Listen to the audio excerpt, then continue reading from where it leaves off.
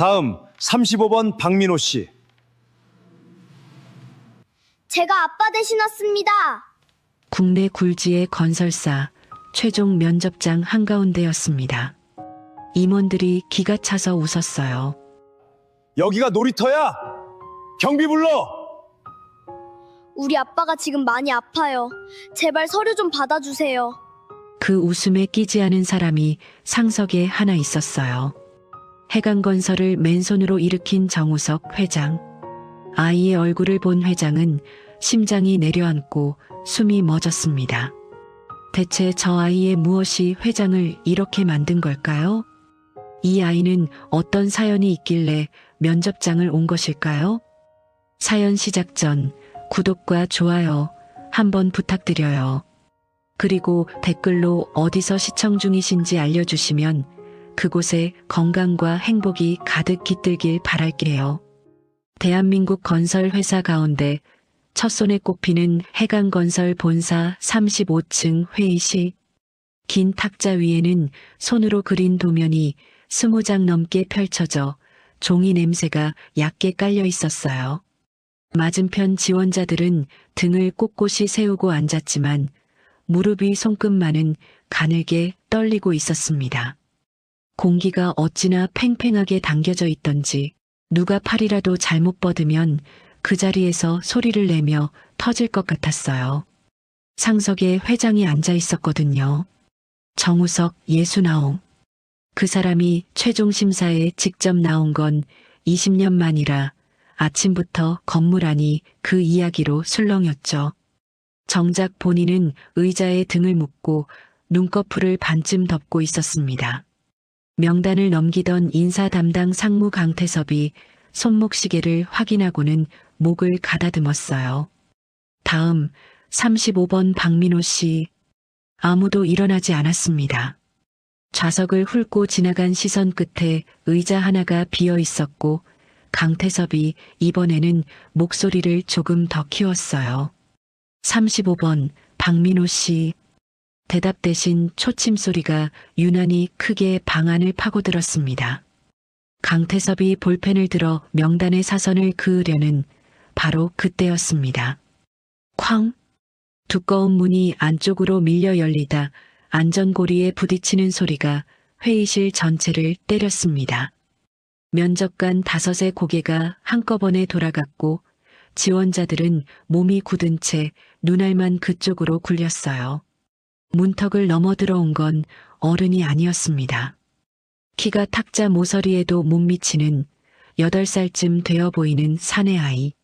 소매가 손등을 덮는 낡은 회색 점퍼 차림에 등에는 꽃무늬가 다 바랜 포대기가 묶여 있었고 그 안에서 갓난아기가 눈만 빠끔 내놓고 있었습니다. 반으로 접혔다 펴진 자국이 선명한 종이 한 장을 오른손에 쥐고 있었는데 어찌나 힘을 줬는지 손마디가 하얗게 질려 있었습니다. 아이가 배 밑에서부터 숨을 한번 끌어올렸습니다. 안녕하세요. 제가 아빠 대신 왔는데요. 웃음이 터질 자리였는데 아무도 웃지 못했죠. 한참 뒤에야 구석 자리에서 웃음인지 한숨인지 모를 소리가 하나 새어나왔고 그걸 신호로 방 안이 웅성거리기 시작했습니다. 강태섭이 의자를 밀어내며 자리에서 일어섰어요. 어떻게 된 거야, 이거. 여기가 놀이터야? 경비 불러. 복도에 서 있던 경비가 들어와 아이의 어깨로 손을 뻗는 순간이었습니다. 잠시만요. 크지도 않은 목소리였는데 방 안의 소리가 한꺼번에 멎었어요. 웅성거리던 사람들도 아이를 끌어내려던 경비도 그 한마디에 발이 묶였죠. 아이가 고개를 들어 경비를 올려다봤어요. 빨갛게 충혈된 눈에 언제부터 울었던 건지 아직 젖어있는 두 볼, 떨림이 멎지 않는 입술, 떨리지 않는 데는 시선 하나뿐이었습니다. 쫓겨날 줄 몰라서 버티는 눈이 아니라 쫓겨날 걸 다 알면서 버티는 눈이었습니다. 강태섭이 아이 앞으로 두어 걸음 다가섰어요. 얘야, 여긴 본인이 직접 와서 제도면 설명하는 자리야. 대신 오는 게 안 되는 자리라고. 그건 그렇고 2층에 어떻게 올라왔어? 안내 데스크에서 안 잡던? 아래에서 안 올려 보내줘서 계단으로 왔어요. 35층이었습니다. 강태섭의 입이 벌어졌다가 아무 소리도 내지 못하고 다물렸죠. 대답 대신 손등이 문 쪽을 가리켰고 아이의 팔을 다시 잡는 경비의 손에는 이번에 힘이 실렸어요. 몸이 반쯤 돌아가는 바람에 아이 손에서 종이가 빠져나갔습니다. 공중에서 두어 번 뒤집힌 종이가 대리석 바닥에 소리도 없이 떨어져 누군가의 발밑으로 들어갔어요. 구두가 그 위를 밟고 지나갔습니다. 아기는 없었지만 35층을 걸어 올라오는 내내 손마디가 하얘지도록 쥐고 있던 종이가 지금 구두 밑에 깔려 있었어요. 아이가 경비의 손을 뿌리치고 달려가 바닥에 무릎을 꿇었습니다. 두 손으로 종이를 쓸어 담아 흙 자국이 찍힌 자리를 문질러 봤지만 자국은 지워지지 않았어요. 그러자 그걸 가슴팍에 대고 눌렀다가 접힌 데를 폈다가 또 눌렀다가 다시 폈어요.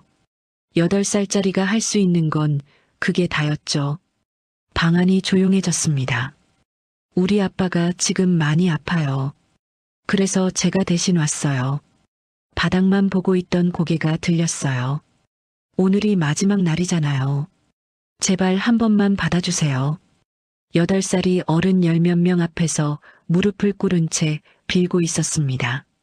아무도 입을 열지 못했습니다. 정우석은 그 순간까지 상석에서 꿈쩍도 하지 않았어요.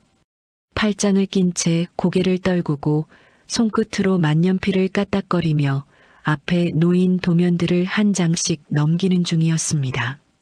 문이 열리는 소리도 경비를 부르는 소리도 40년 동안 수없이 흘려보낸 소란 가운데 하나일 뿐이었으니까요.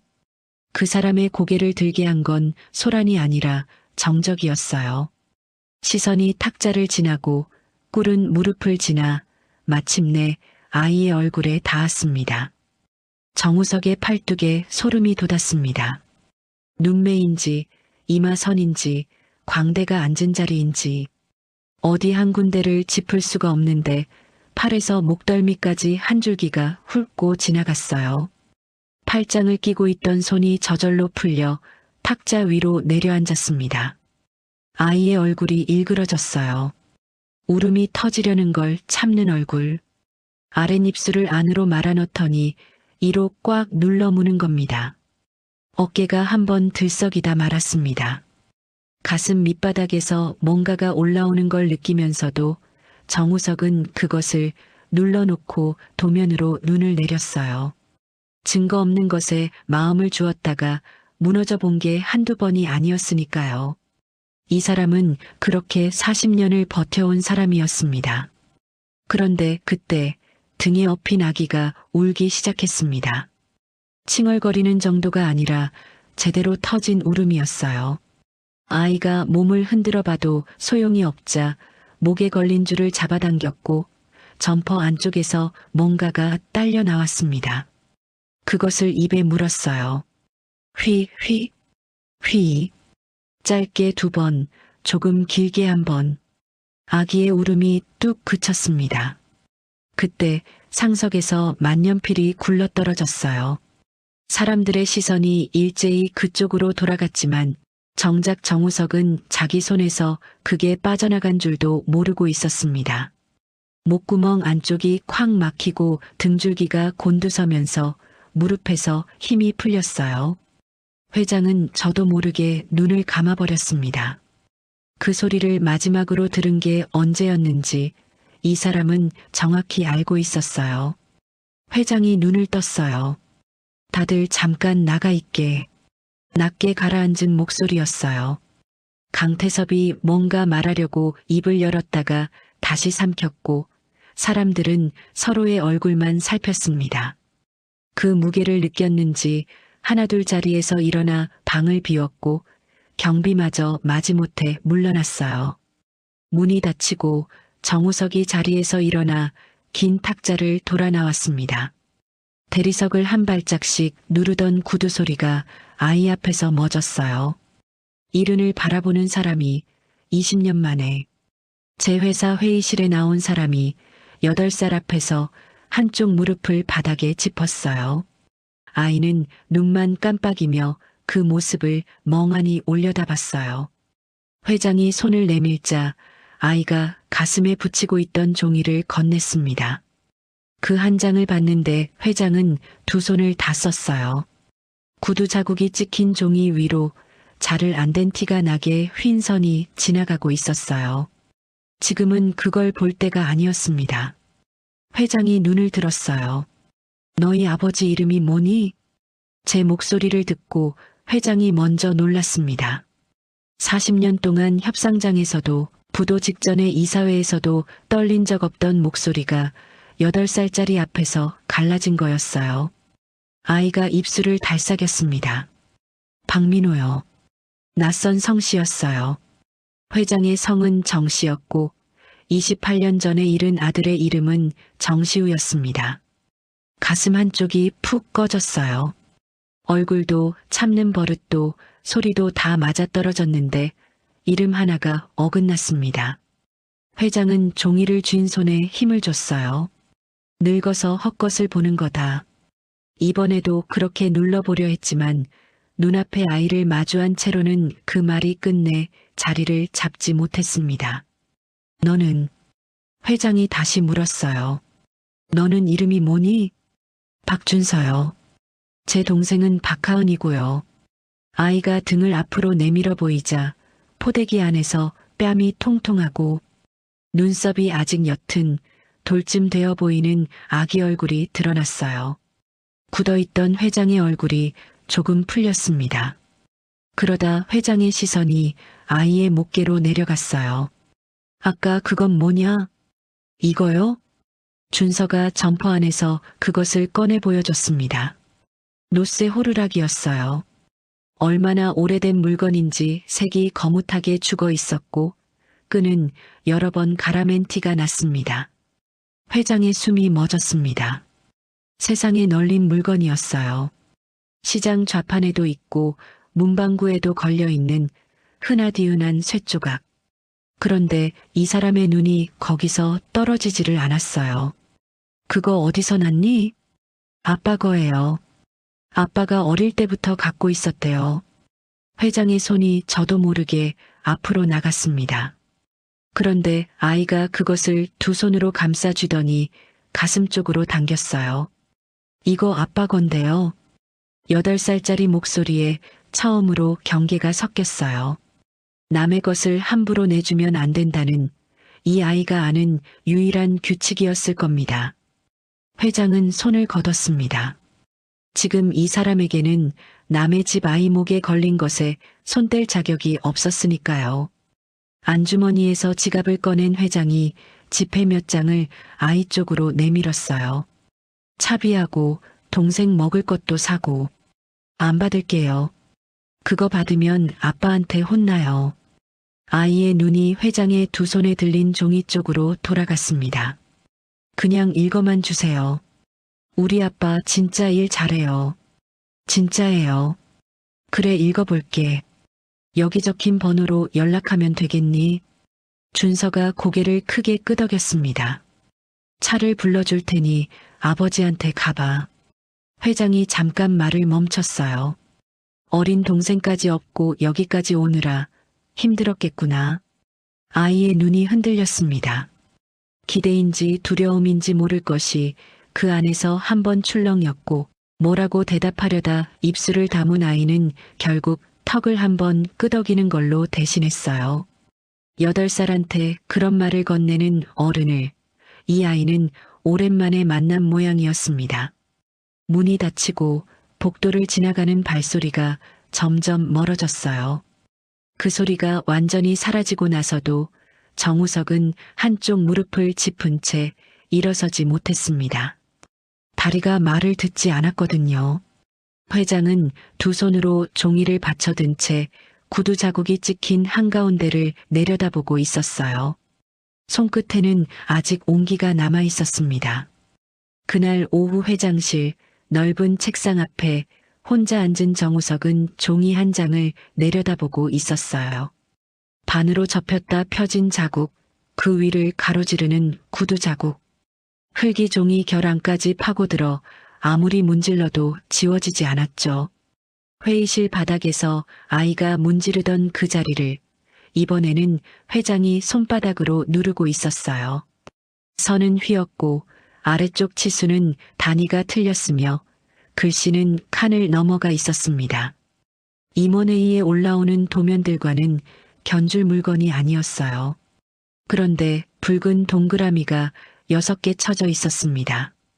회장이 그 6개를 손끝으로 하나씩 짚어보다 멈췄어요. 지금 이 사람의 머릿속에 도면은 없었습니다. 아까 그 소리가 아직 귓속에서 빠져나가지 않고 있었거든요. 눈을 감자 손바닥이 먼저 반응했습니다. 물이었어요. 미끄럽고 차가운 물. 28년 동안 이 손이 그 감촉을 잊은 적은 한 번도 없었습니다. 태풍이 지나간 다음 날 밤새 창문을 두들기던 비가 새벽에 뚝 그치고 아침 하늘이 거짓말처럼 개었을 때 9살 시우가 밥도 안 먹고 현관 앞에 서 있었습니다. 어제 약속했잖아 하면서요. 아내는 바다가 아직 사납다며 말렸지만 며칠을 집안에만 갇혀 지낸 게 안쓰러워 우석은 웃으며 그 손을 잡았어요. 바다를 낀 폐선 철길이었습니다. 기차가 끊긴 지 오래된 자리라 침묵 사이로 풀이 자라 있었고 한쪽은 산이고 한쪽은 절벽인 길이었어요. 벼랑 아래에서 파도가 바위를 치는 소리가 올라왔는데 태풍이 훑고 간 뒤라 물빛은 흙탕이었습니다. 난간은 있었지만 소금기에 사가 손을 대면 붉은 가루가 묻어났어요. 철길 초입에서 우석은 잠깐 걸음을 멈췄습니다. 물이 저렇게 사나운데 오늘은 그냥 돌아갈까? 그 말이 목까지 올라왔어요. 그런데 옆을 보니 아이가 눈을 반짝이며 이쪽을 올려다보고 있었습니다. 며칠 만에 겨우 바깥 공기를 쐰 얼굴이었어요. 그 말은 끝내 입 밖으로 나오지 않았습니다. 조금만 걷다가 가자. 우석은 속으로만 그렇게 되뇌었어요. 시우가 앞서 뛰어가자 우석이 목에 걸린 것을 입에 물고 아이를 불렀습니다. 휘, 휘, 휘. 노쇠 호루라기였어요. 우석의 아버지가 부산 초량 바닷가에서 쓰던 걸 물려받은 것이었습니다. 짧게 2번, 길게 1번, 그게 이 집안에서 아이를 부르는 소리였어요. 저만치 앞에서 걸음을 멈춘 시우가 돌아서더니 되받았습니다. 휘. 아빠 여기 있어요. 지금 갈게요. 그런 뜻이었어요. 우석은 그 대답이 좋아서 일부러 몇 번씩 불러대곤 했고 그날도 그랬습니다. 아이가 웃으면서 이쪽으로 달려오기 시작했어요. 그런데 아이의 발이 젖은 침묵 위에서 미끄러졌습니다. 찰나였어요. 몸이 옆으로 쏠리며 손이 난간을 붙잡았고 그 순간 쇠가 부러지는 소리가 났습니다. 파도도 바람도 하나 들리지 않았어요. 그 소리 하나만 세상에 남아 있었습니다. 우석의 목에서 사람 소리가 아닌 것이 터져나왔어요. 몸을 날렸습니다. 손이 아이의 손목에 닿았어요. 시우의 2발이 허공에서 버둥거렸고 위를 올려다보는 눈이 공포로 가득 차 있었어요. 아빠. 그 한마디가 목구멍에서 나오는 것을 우석은 분명히 들었어요. 손바닥이 미끄러웠어요. 물인지 땀인지 녹물인지 알 수 없는 것이 2손 사이에 끼어 있었어요. 비가 그친 지 몇 시간밖에 안 된 아침이었고 그 아이 손은 방금 삭은 난간을 훑고 온 참이었습니다. 손목이 조금씩 빠져나갔습니다. 우석은 온몸의 힘을 손가락 끝까지 짜냈어요. 팔뚝의 힘줄이 다 일어섰고 어금니가 부서질 것 같았습니다. 그런데 손이 말을 안 들었어요. 손목이 빠져나가고 손이 빠져나갔어요. 손가락 3개가 남았습니다. 2개가 남았어요. 그러다 아무것도 남지 않았습니다. 아이가 떨어졌고 물소리가 났습니다. 우석의 손바닥에 남은 건 아이 목에서 잡아채어 끊어진 반뼘짜리 가죽끈 조각 하나였습니다. 우석이 물속으로 뛰어들었습니다. 바위에 몇 번이나 부딪히며 흙탕물 속을 헤엄쳤지만 아무것도 보이지 않았고 이름을 불러도 파도 소리에 묻혔어요. 목에 걸린 것을 다시 물고 불고 또 불었습니다. 휘, 휘, 휘. 되받는 소리는 없었어요. 해경이 왔고 헬기가 떴고 잠수부가 들어가 그 해안을 몇십 킬로미터까지 훑었습니다. 사흘이 지나고 닷새가 지났어요. 열흘째 되던 날 수색 책임자가 굳은 얼굴로 우석 앞에 섰습니다.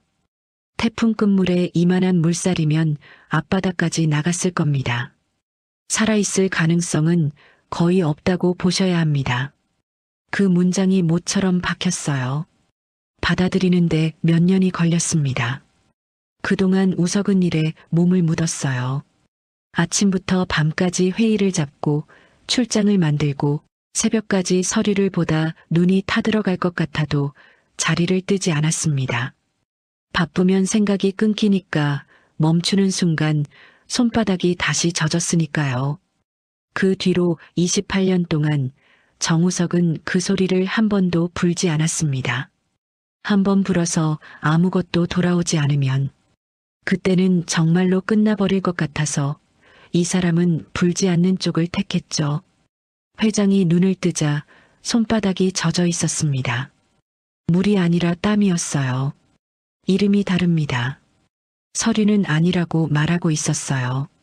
그런데 왜 가슴이 이렇게 아픈 걸까요?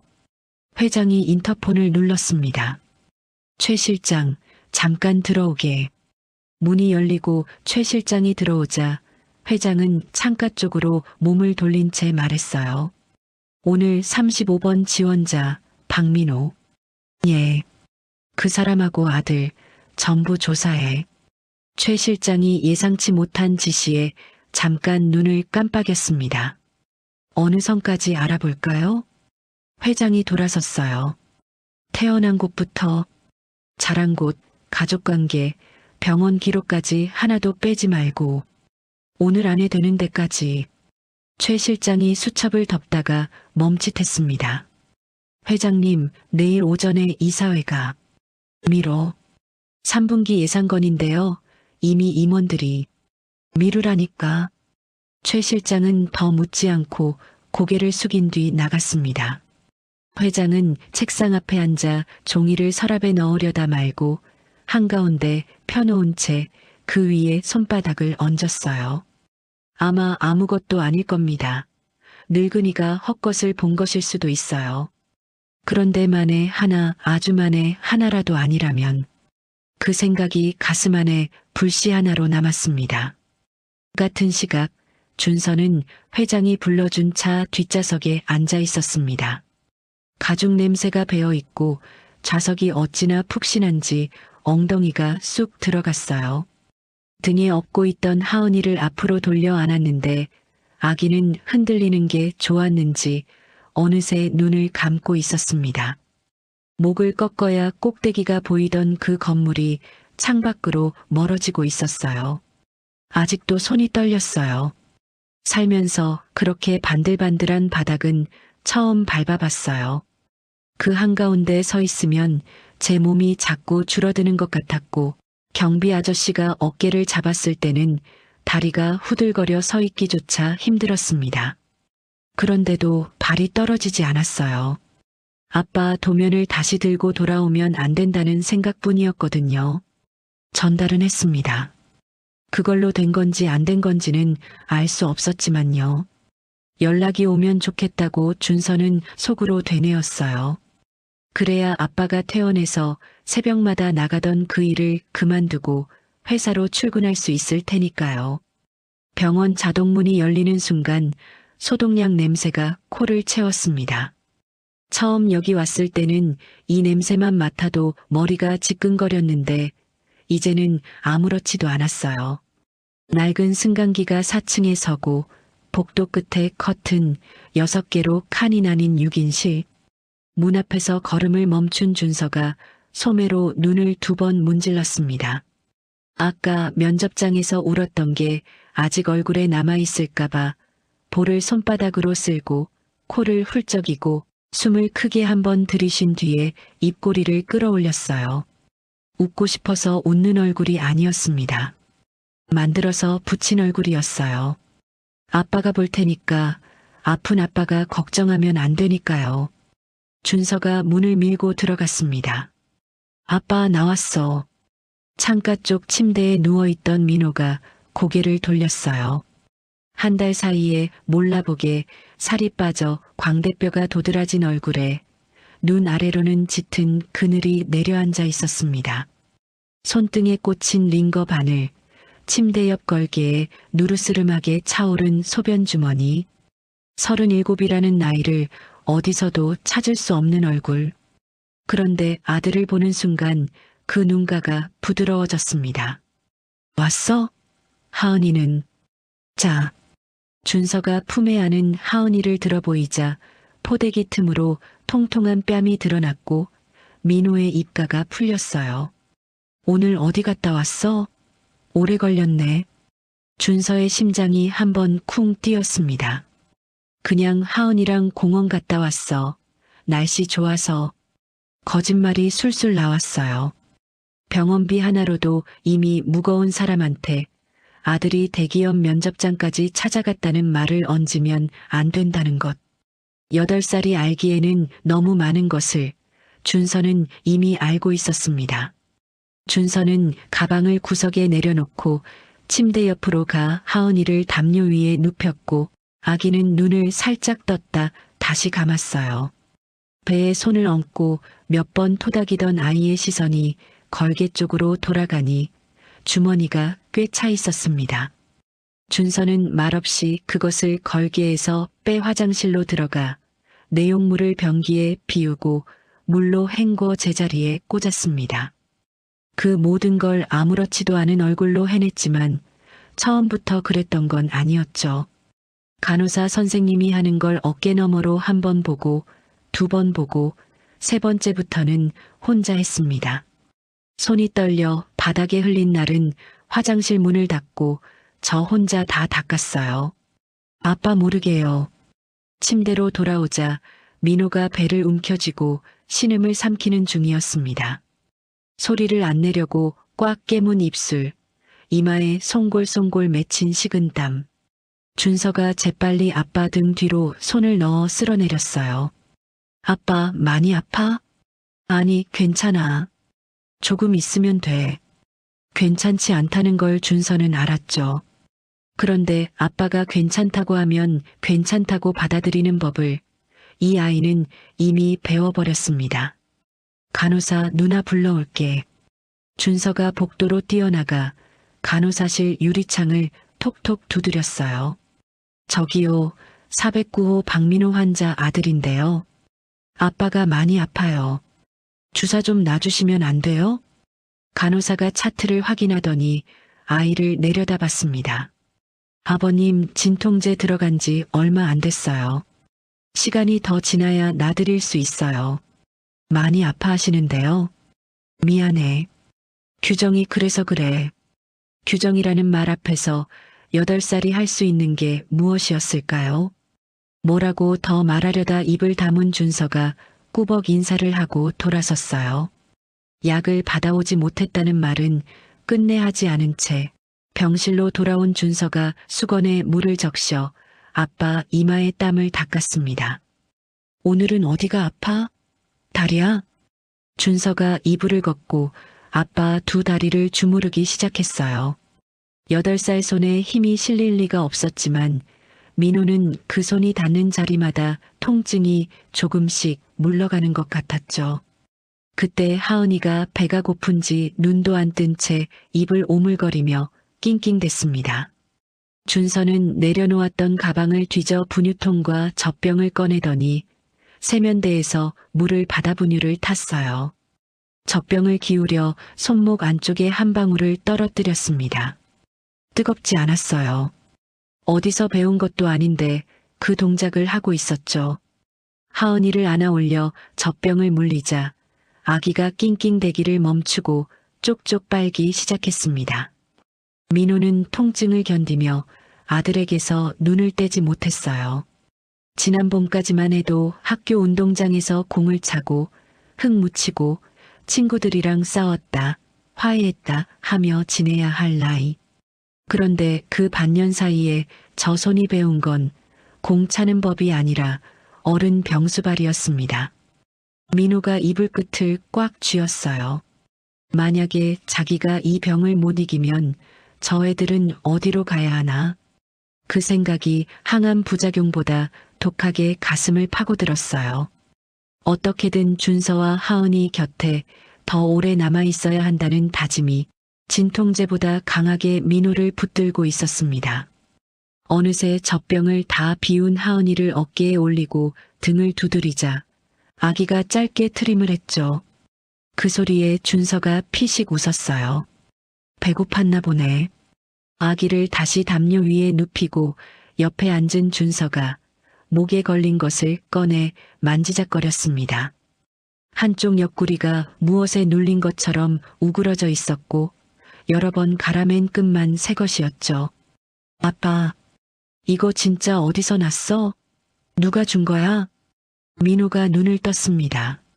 몰라, 기억나는 때부터 있었어. 그냥 있었다고? 응. 섬에 있을 때부터 목에 걸고 있었대. 할머니가 그러시더라. 준서가 그것을 입에 물었어요. 휘. 담요 위에 누워있던 하은이가 그 소리에 팔다리를 파닥거리더니 이가 2개밖에 없는 입을 벌리고 까르르 웃었고 준서가 따라 웃었어요. 하은이는 이 소리를 제일 좋아해. 민호도 웃었습니다. 아빠도 그 소리 좋아해. 왜? 몰라.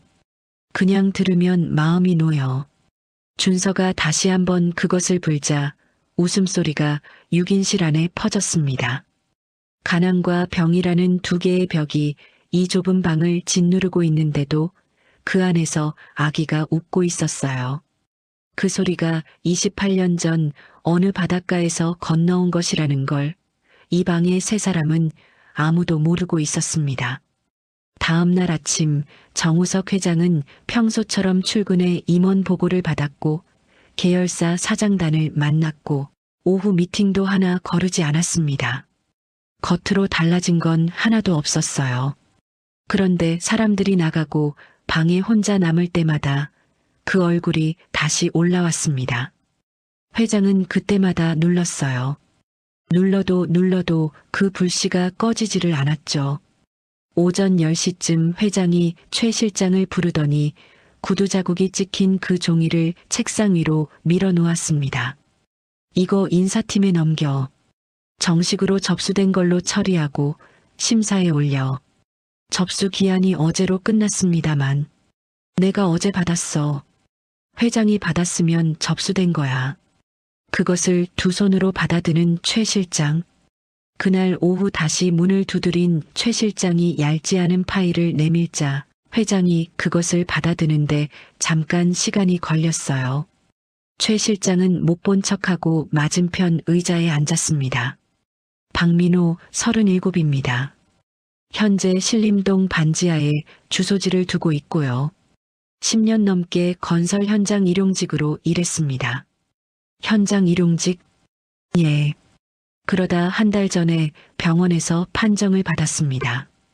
최 실장이 잠깐 말을 골랐어요. 대장암 말기입니다. 지금 입원 중입니다. 파일을 펼치지도 않은 채 최 실장을 마주보는 회장. 말기라고 했나? 예. 수술 시기를 놓치면 손 쓸 수 없다는 게 담당의 소견이라고 합니다. 회장의 턱이 안으로 당겨졌어요. 가슴 밑바닥에서 또 뭔가가 올라왔지만 이 사람은 늘 하던 대로 그것을 눌러놓았습니다. 면접에 붙었어도 출근을 못하는 몸이었군. 정우석이 감정을 감추는 방법은 평생 하나뿐이었어요. 일 이야기를 하는 것. 그런데 그 뒤에 한마디가 더 새어나왔습니다. 고칠 방법이 정말 없다던가? 최 실장이 대답 대신 회장을 한번 바라봤어요. 지원자 하나를 두고 회장이 그런 걸 묻는 일은 40년 동안 없었습니다. 가족관계 말씀드리겠습니다. 1년 전에 아내가 둘째를 낳다가 세상을 떠났습니다. 현재 8살 아들 박준서, 1살 딸 박하은, 둘을 혼자 키워왔습니다. 호적상 부모님은 두 분 다 남해안 섬마을에 생존해 계시고요. 회장의 시선이 잠깐 흔들렸어요. 혈액형은? 최 실장이 한 장을 넘겼습니다. 기록상 B형입니다. 회장님 일가와는 일치하지 않습니다. 친자의 가능성이 낮다는 얘기군. 회장은 한동안 아무 말 없이 서류를 읽어내려갔죠. 회장님, 최 실장이 목소리를 낮춰 덧붙였습니다. 병실에 가봤는데 아이는 아버지 상태를 모르는 것 같았습니다. 수술만 하면 낫는 걸로 알고 있다고 병원 쪽에서 그러더군요. 회장이 눈을 감았어요. 그 아이는 아빠가 취직만 하면 다 잘 될 거라고 믿고 있었던 겁니다. 아빠가 퇴원해서 회사로 출근하는 그림 하나를 품고 8살이 35층을 걸어 올라온 거예요. 회장은 파일을 덮으려다 멈췄습니다. 뭔가가 걸렸거든요. 다시 파일을 펼쳐 페이지를 넘겼어요. 가족관계 서류, 주민등록 이력, 의료기록. 손가락이 멈춘 건 출생신고 항목이었습니다. 박민호의 출생신고 접수일은 태어난 지 10년이 지난 뒤였어요. 신고가 늦는 집이야 덜어있지만 10년은 설명이 되지 않았습니다. 더 이상한 건 그 이전 9살이 될 때까지 이 사람의 흔적이 아무데도 없었습니다. 예방접종 기록도, 진료 기록도, 학교 기록도, 사진 한 장도요. 통째로 비어 있었습니다. 박민호는 10살에 처음으로 세상에 생긴 사람이었어요. 그럼 태어나서 9살까지 이 사람은 어디에 있었을까요? 회장이 미간을 좁히고 다음 장을 넘겼습니다. 출생신고 직후의 의료기록에 짤막한 한 줄이 있었어요. 중증 외상으로 인한 장기 입원. 회장의 눈이 날짜를 찾았습니다. 찾았어요. 숨이 멎었습니다. 28년 전 그 여름, 태풍이 지나가고 폐선 철길에서 손이 미끄러졌던 바로 그달이었습니다. 파일에서 눈을 든 회장의 머릿속에서 흩어져 있던 조각들이 하나씩 맞춰지고 있었어요. 누군가 물에서 아이를 건져내 제 자식으로 신고했다면 성이 달라지는 것도 혈액형 기록 한 줄이 어긋나는 것도 이상한 일이 아니었습니다. 회장이 파일을 덮었습니다. 최 실장, 예. 내일 아침에 차 준비해. 내 차로 기사 부르겠습니다. 됐어. 혼자 갈 거야. 어디로 가시는데요? 회장이 자리에서 일어나 재킷을 걸치며 파일에 적혀있던 주소를 떠올렸어요. 박민호의 호적상 부모가 사는 곳, 남해안 끝자락의 섬마을.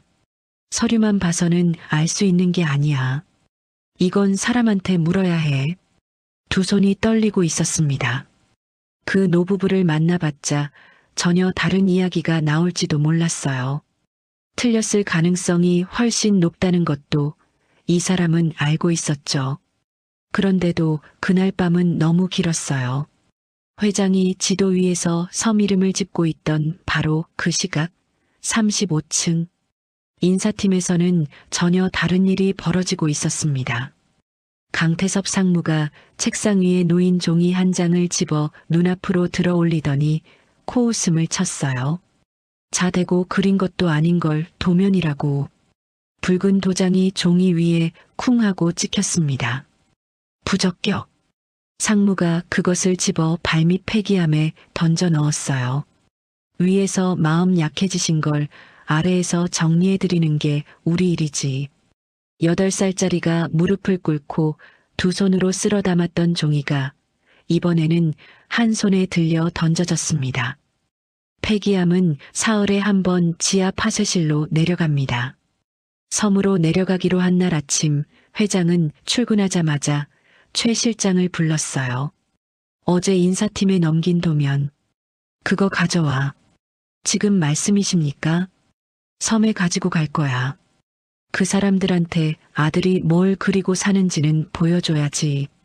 10분 뒤 빈손으로 돌아온 최 실장.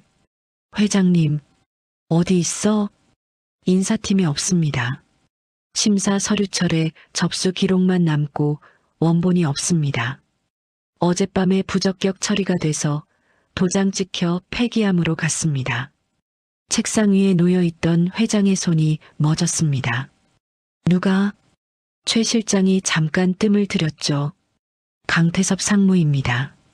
폐기함은 지하 파쇄실에 있습니다. 오늘 오후에 파쇄 예정입니다. 회장이 자리에서 일어났습니다. 형광등 하나가 깜빡이는 지하 3층. 종이 먼지 냄새가 코를 찌르고 파쇄기 앞에 줄지어 선 마대들 옆으로 폐기함에서 쏟아놓은 종이 더미가 정강이를 덮을 만큼 쌓여 있었습니다. 불 좀 켜. 회장님, 제가 찾겠습니다. 불이나 켜. 8살 앞에서 꿇었던 무릎이 이번에는 파쇄실 먼지 바닥에 닿았어요. 맞춤 정장 바지에 회색 가루가 묻었지만 회장은 신경 쓰지 않고 두 손으로 종이 더미를 헤치기 시작했습니다. 1장, 2장, 3장. 잘못 인쇄된 보고서, 회의 자료, 폐기 대상 명단. 회장이 파지들을 하나씩 옆으로 밀어냈어요. 손끝이 검게 물들었고 20장쯤 넘겼을 때 그 손이 멈췄어요. 감촉이 달랐거든요. 한번 구겨졌다 눌러 편 종이는 결이 죽습니다. 매끄럽지가 않고 손끝에 잔주름이 걸려요. 회장은 그것을 보기도 전에 손으로 먼저 알았습니다.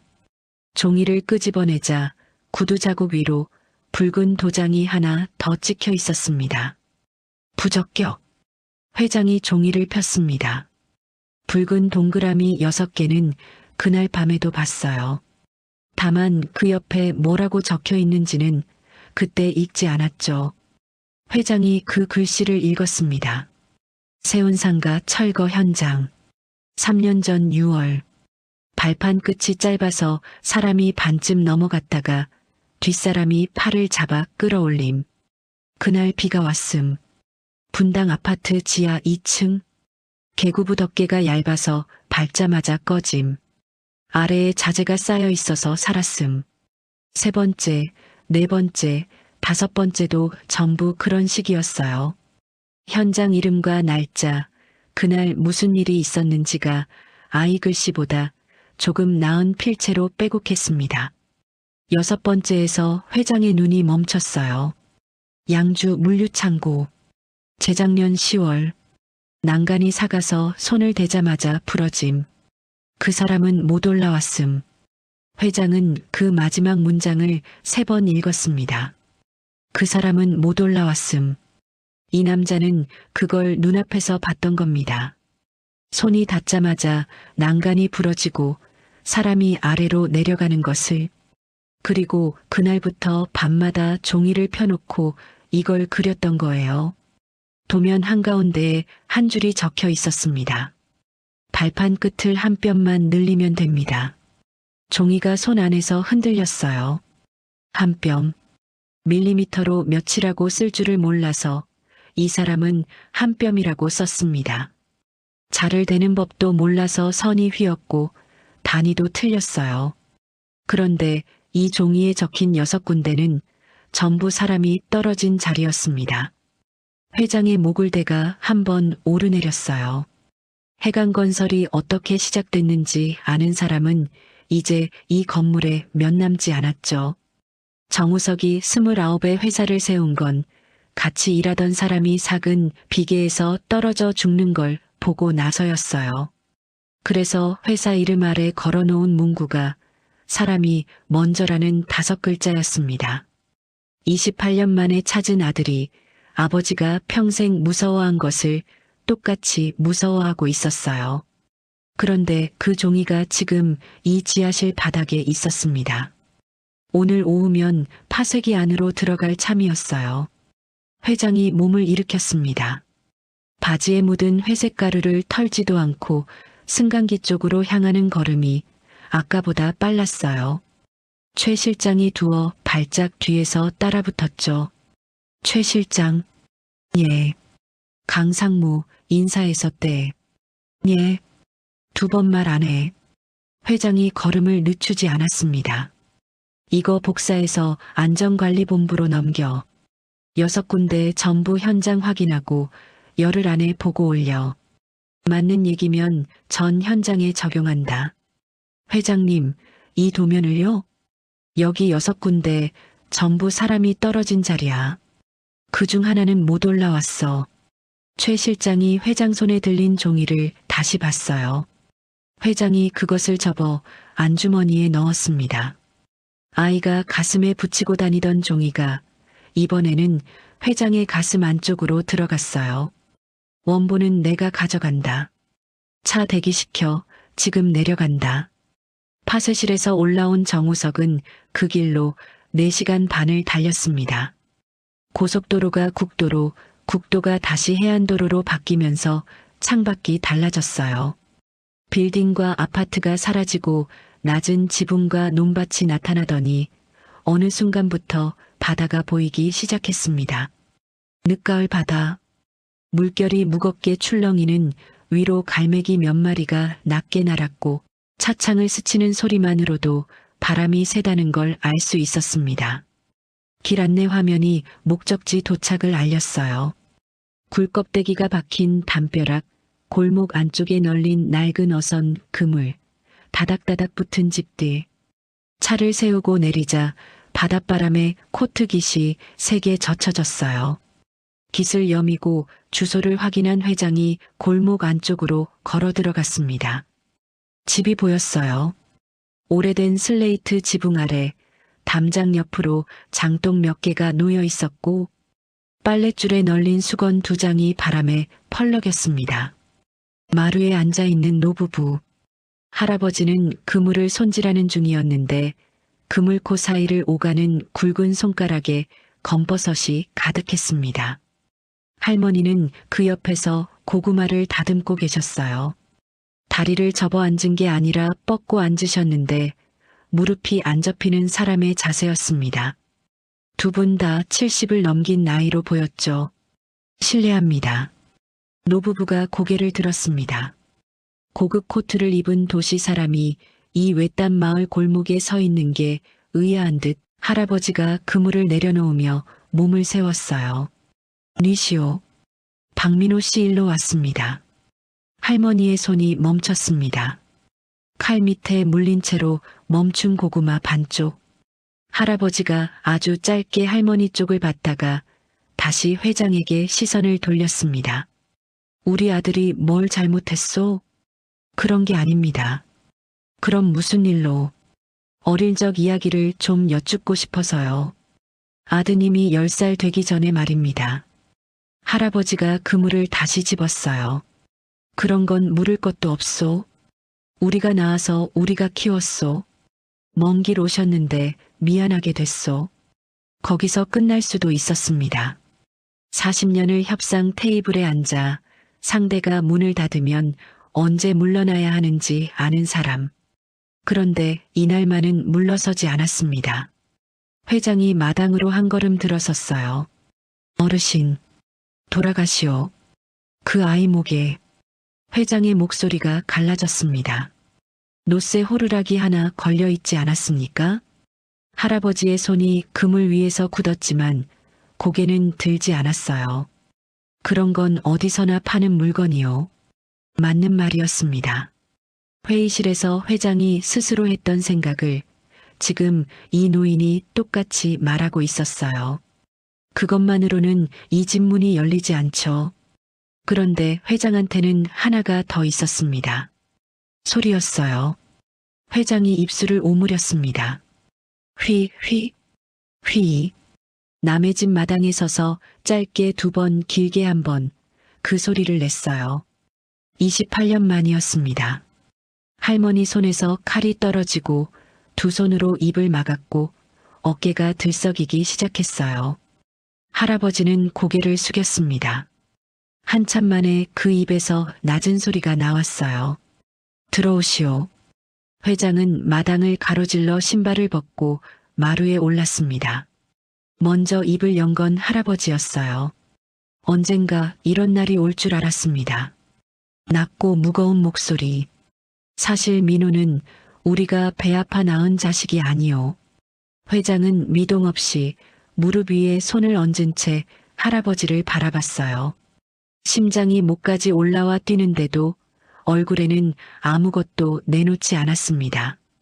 28년 전이었소. 태풍이 한바탕 지나가고 며칠 뒤였어요. 할아버지가 마당 너머 바다 쪽으로 눈을 돌렸어요. 내가 새벽에 방파제 쪽으로 나갔다가 발견했소. 바위 틈에 아이가 끼어 있음입디다. 파도에 밀려들어온 모양인데 숨만 겨우 붙어 있었어요. 온몸이 까지고 얼굴이 퉁퉁 부어서 처음엔 사람인지도 몰랐소.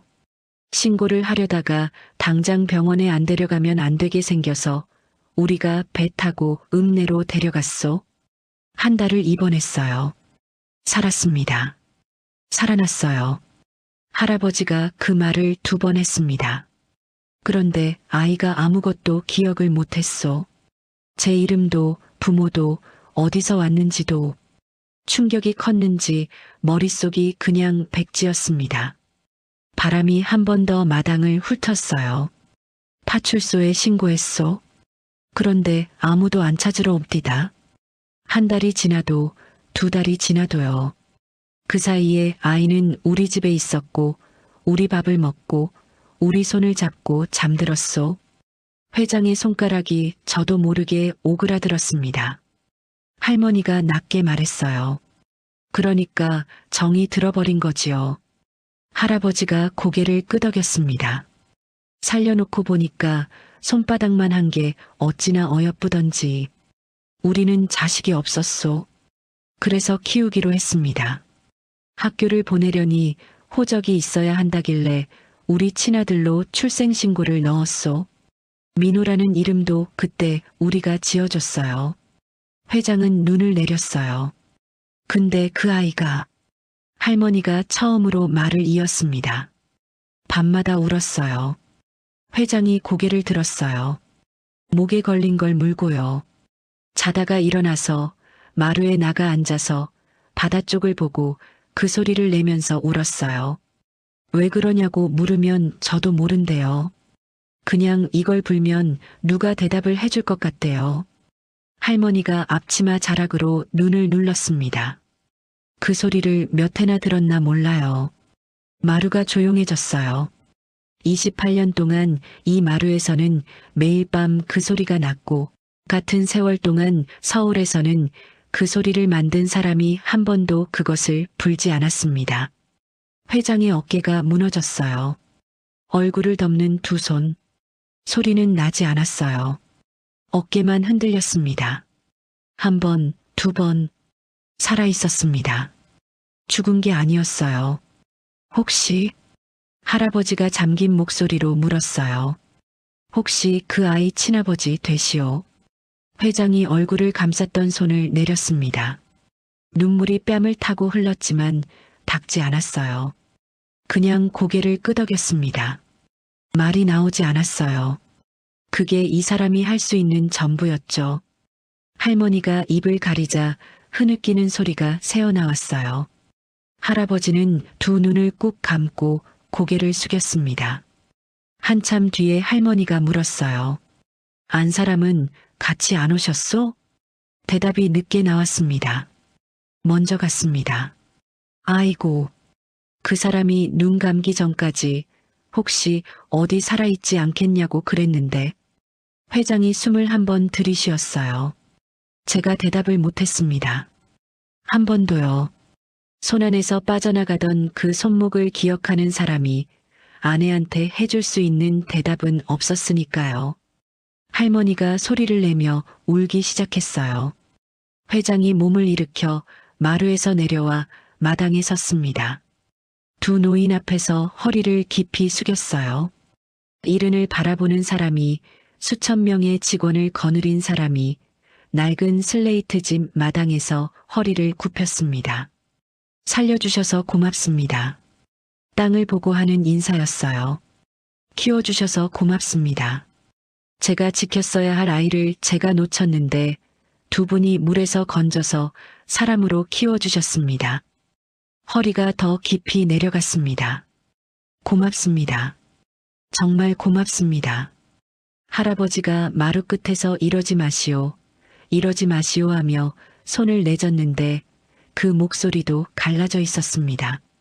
할머니는 두 손을 모으고 마루에 엎드려 울었고 세 사람은 한동안 아무 말도 하지 못했습니다.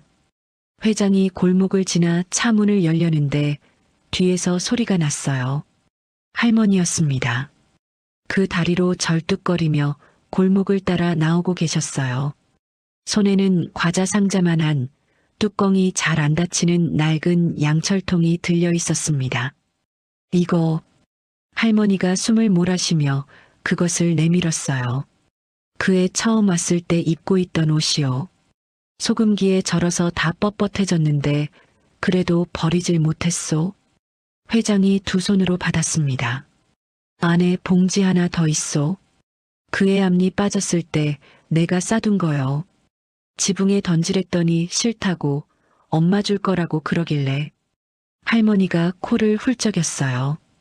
언젠가 누가 찾으러 오면 주려고 28년을 뒀는데 말끝이 흐려졌습니다. 이제야 임자한테 가네요.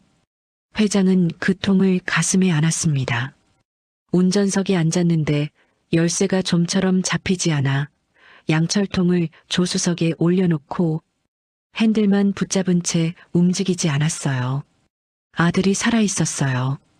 그 사실 하나가 가슴 안에서 자리를 잡는데 한참이 걸렸습니다. 기쁨인지 통곡인지 구분이 되지 않았어요. 회장은 눈을 감고 핸들에 이마를 댔습니다. 고개를 든 건 한참 뒤. 살아있는 아들이 지금 서울의 어느 병실에 누워 있었어요. 28년을 찾았는데 이제 남은 시간이 얼마 없었습니다. 서울로 올라오는 길에 회장은 휴게소에 한 번 차를 세웠습니다. 조수석에 있던 양철통 뚜껑을 열었어요. 소금기에 절어 뻣뻣해진 아이 옷, 그 아래 접힌 종이 봉지 안에 든 손톱만 한 전이 하나.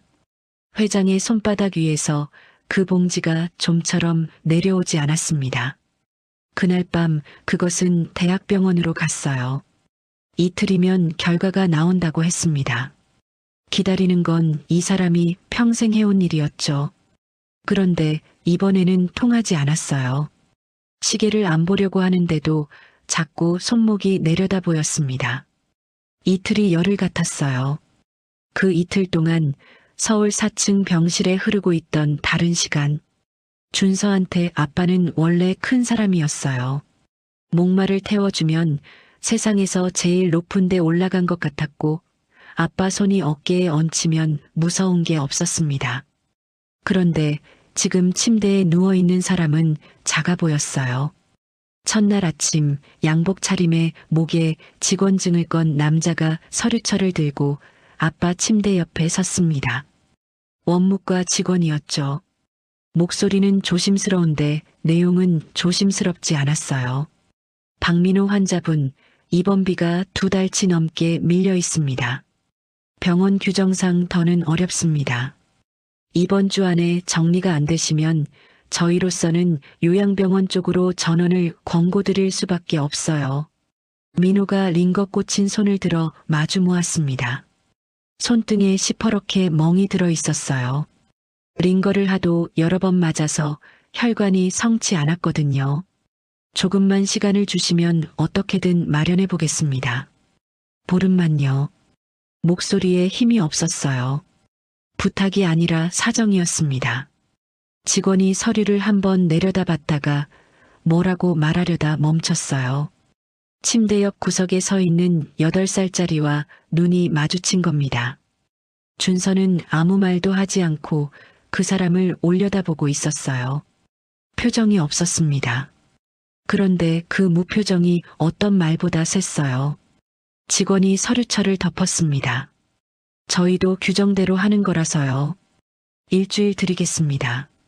문이 닫히고 병실 안에 다시 기계 소리만 남았어요. 민호는 모아 쥔 두 손을 내리고 눈을 감았고 준서는 그 옆에 선 채로 아빠를 바라봤습니다. 요양병원이 뭔지 준서는 알고 있었어요. 옆 병실에 계시던 할아버지가 그리로 옮겨가신 뒤로 소식이 끊겼죠. 거기 가면 더 안 좋아진다는 말을 어른들이 복도에서 하는 걸 들은 적도 있었어요. 아빠를 거기 보낼 수는 없었습니다. 정오가 되자 복도에서 급식 카트 굴러가는 소리가 들렸어요. 끽, 철컹. 배식하는 아주머니가 흰밥에 국, 반찬 3가지가 담긴 쟁반을 민호 앞에 놓고 갔습니다.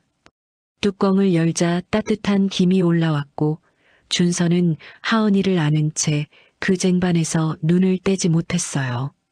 아이들 몫은 없었습니다. 환자식은 환자 본인에게만 나오고 보호자 밥을 따로 신청하려면 돈이 드는데 지금 그 돈이 없었죠. 민호가 뚜껑을 다시 덮었습니다. 아빠 오늘 속이 안 좋아서 밥 생각이 없네. 그럼 조금만 먹어. 안 먹으면 더 힘들어진다고 간호사 누나가 그랬잖아. 민호가 부드러운 눈으로 아들을 보며 쟁반을 준서 쪽으로 밀었어요. 너 먹어. 하은이는 이 두유 주면 되겠다. 준서는 입술을 꾹 다물었습니다.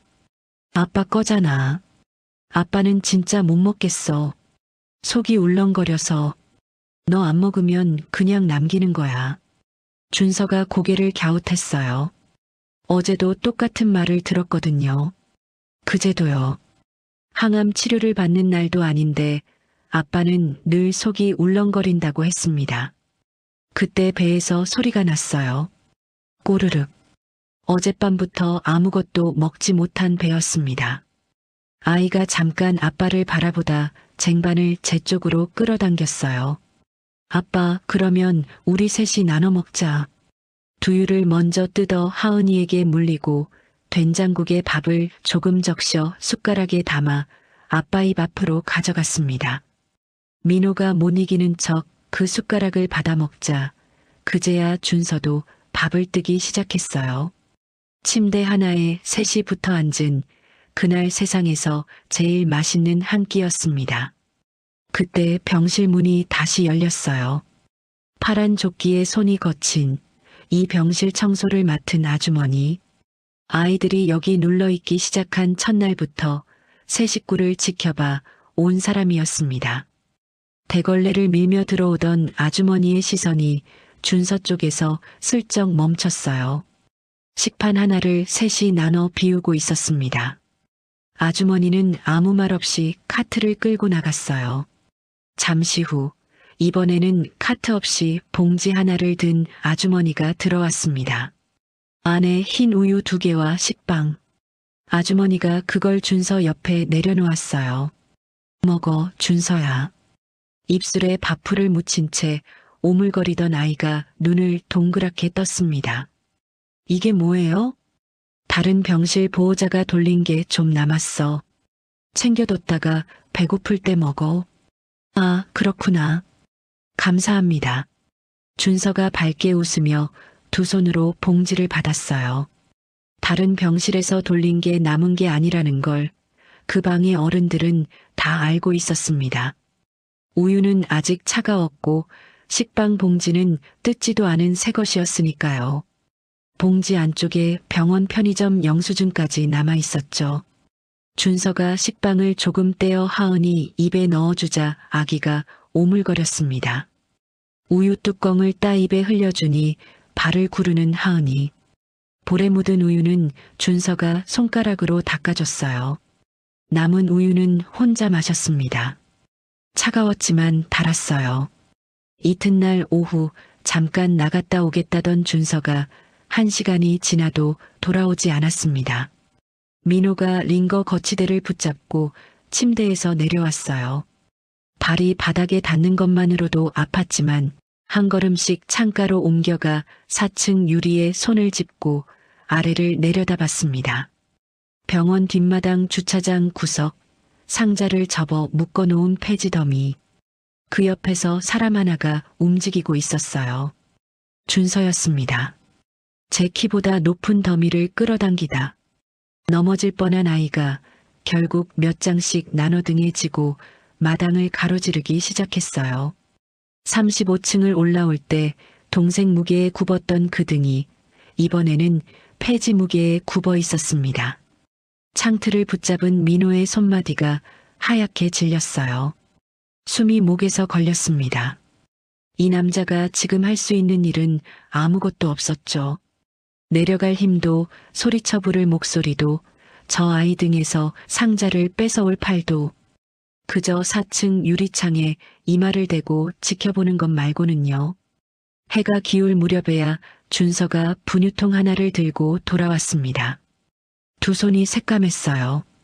손톱 밑까지 까맸습니다. 아이는 그 손을 얼른 등 뒤로 숨겼어요. 어디 갔다 왔어? 그냥 놀다 왔어.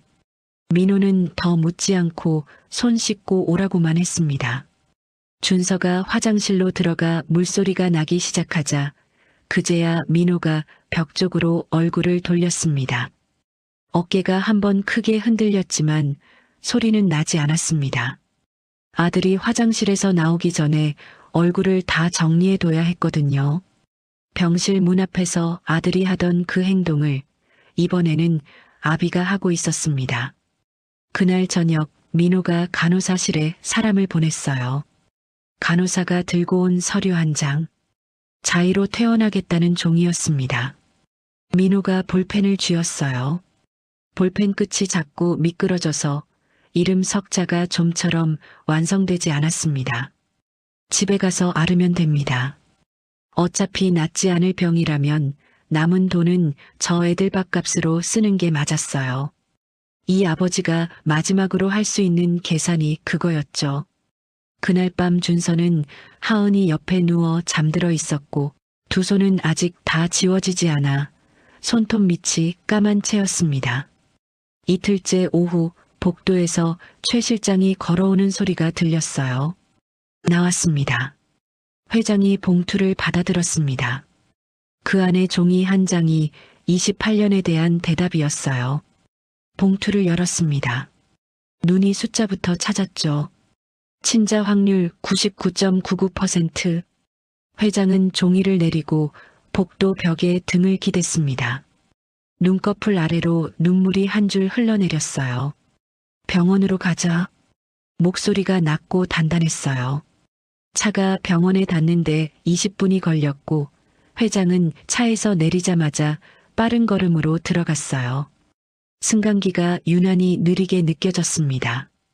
4층에서 내려복도로 들어서자 소독약 냄새가 코를 찔렀어요. 409호. 문 앞에서 회장이 멈춰 섰습니다. 손잡이에 손을 얹었는데 거기서 굳었어요. 28년을 사이에 두고 이제 문 하나만 남아 있었습니다.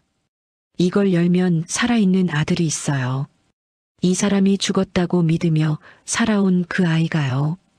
회장은 숨을 한번 들이쉬고 문을 밀었습니다. 회장의 시선이 창가 쪽 침대로 향했어요. 침대에 앙상한 남자 하나가 누워 있었어요. 손등에 꽂힌 링거 바늘, 눈 아래 내려앉은 짙은 그늘, 하얗게 일어난 마른 입술. 그런데 그 얼굴이었습니다. 야위고 병들었어도 이목구비는 속일 수가 없었어요. 정우석이 젊은 시절 거울에서 매일 보던 것이 거기 있었습니다. 그리고 눈꼬리가 있었어요. 아내가 웃을 때 거기 잔주름이 잡혔거든요. 평생을 본 그 주름이 지금 침대 위에 누워 있었어요. 회장의 걸음이 멈췄습니다.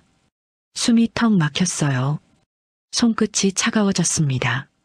남자가 인기척을 느꼈는지 고개를 돌렸고 두 사람의 눈이 마주쳤어요. 아무 말도 설명도 없었죠. 그냥 시선이 공중에서 닿았을 뿐인데 두 사람 다 움직이지 못했습니다.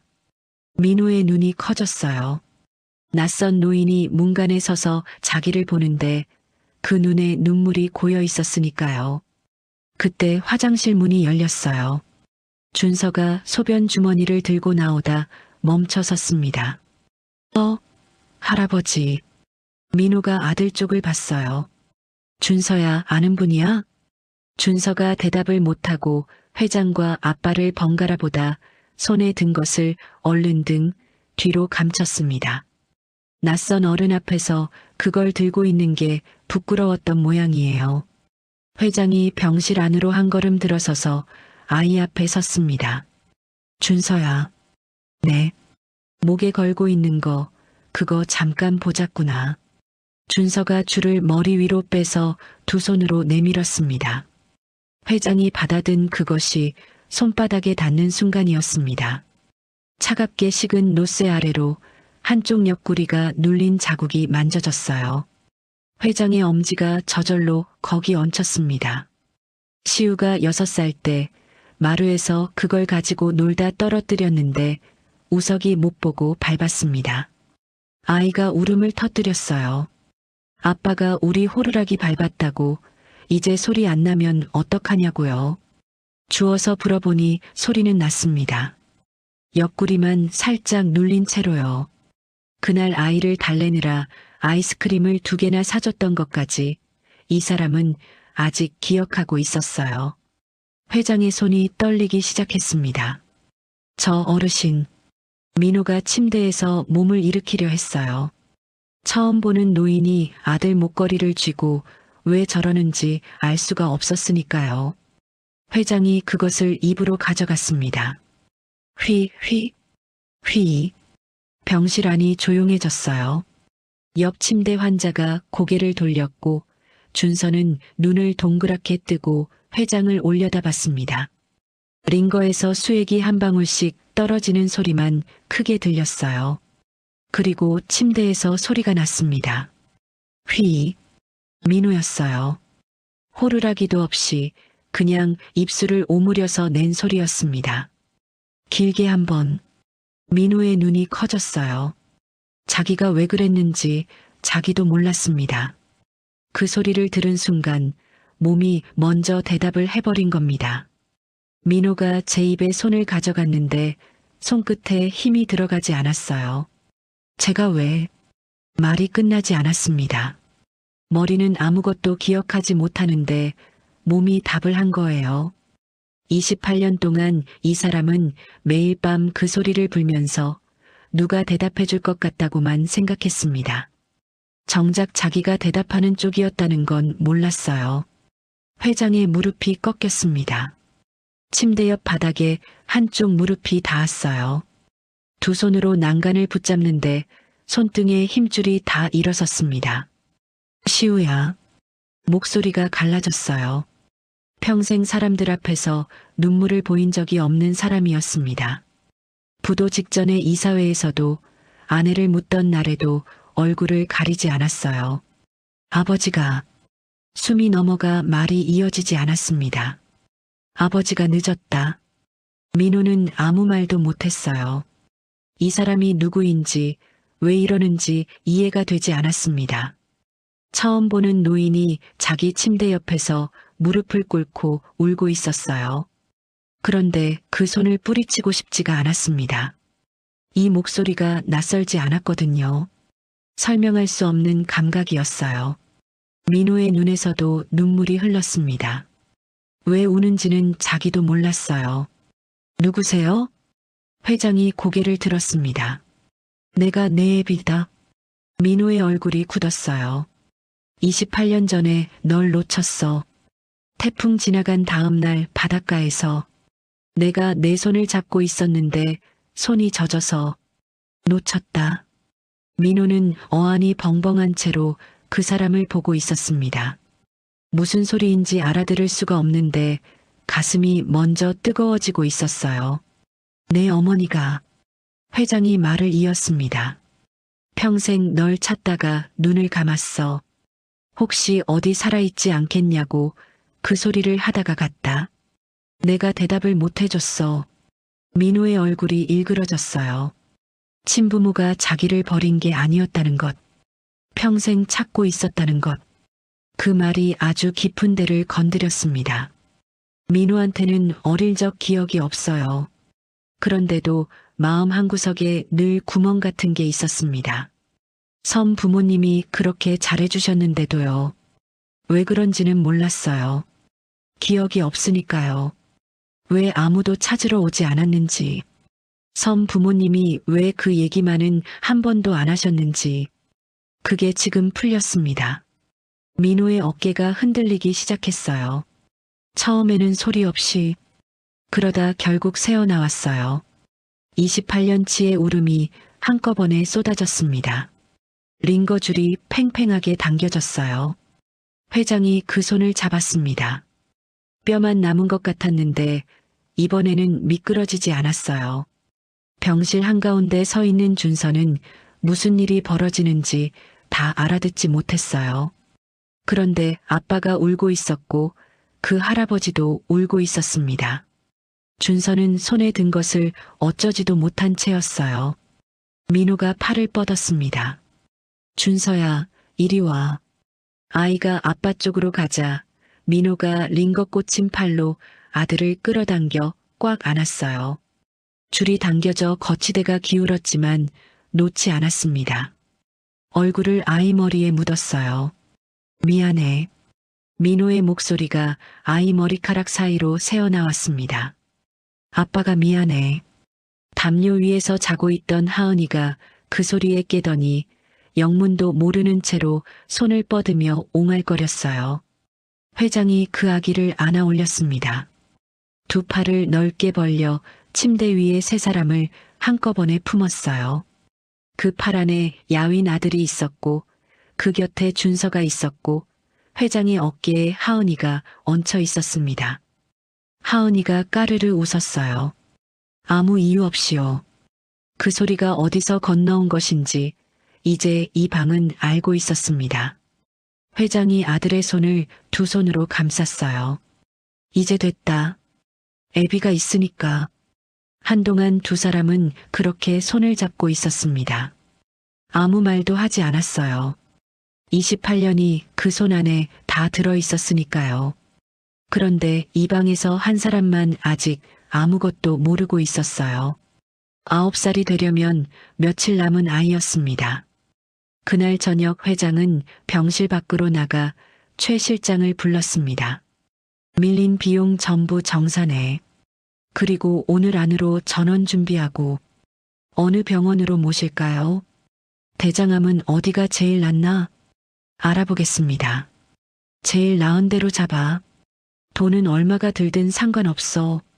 원무과에서 정리하는데 30분이 걸렸어요.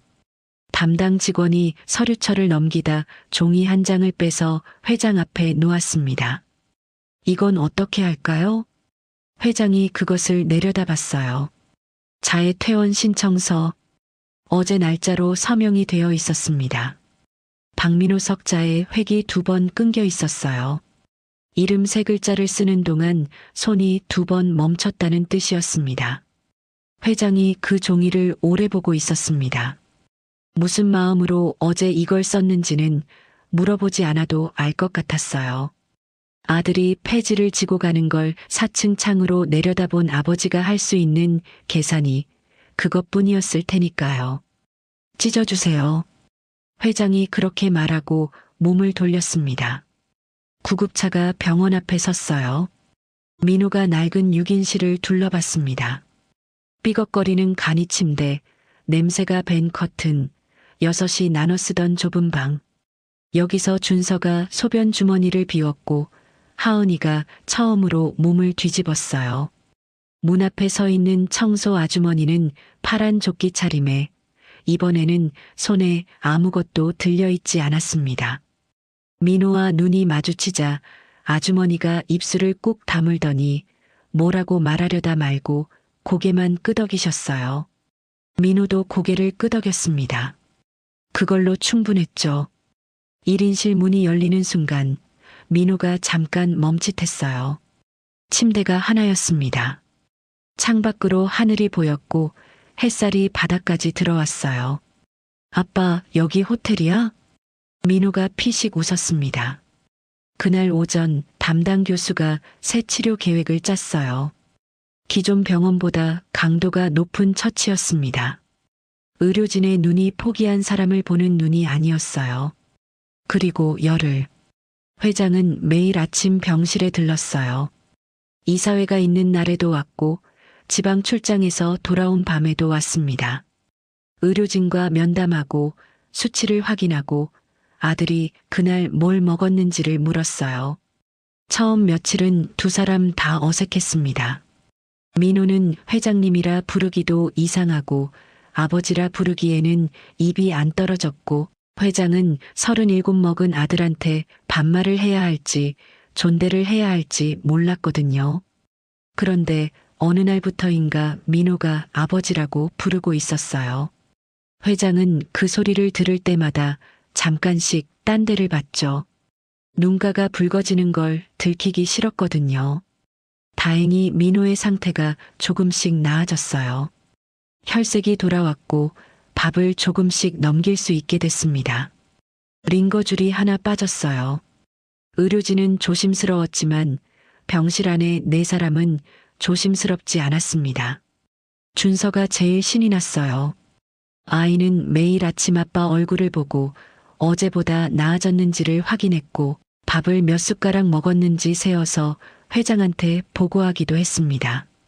열흘째 되던 날 오후 준서가 복도에서 회장 옆에 앉았어요.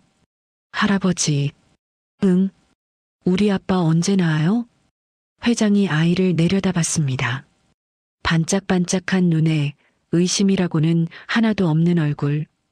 회장은 대답을 못했어요. 9살 앞에서 거짓말 한마디가 나오지 않았어요. 이 아이는 아직 몰랐습니다. 아버지가 낫는 병이라고 말해뒀으니까요. 할아버지? 그래. 회장이 겨우 내놓은 한마디였어요. 대답이 아니었습니다. 그런데 아이는 그걸 대답으로 알아들었어요. 준서가 활짝 웃고는 병실로 뛰어들어갔고 회장은 복도 의자에서 쉽게 일어나지 못했습니다. 그날 저녁 아이들이 잠든 뒤에 회장이 침대 옆 의자를 당겨 앉았어요. 민호야. 예.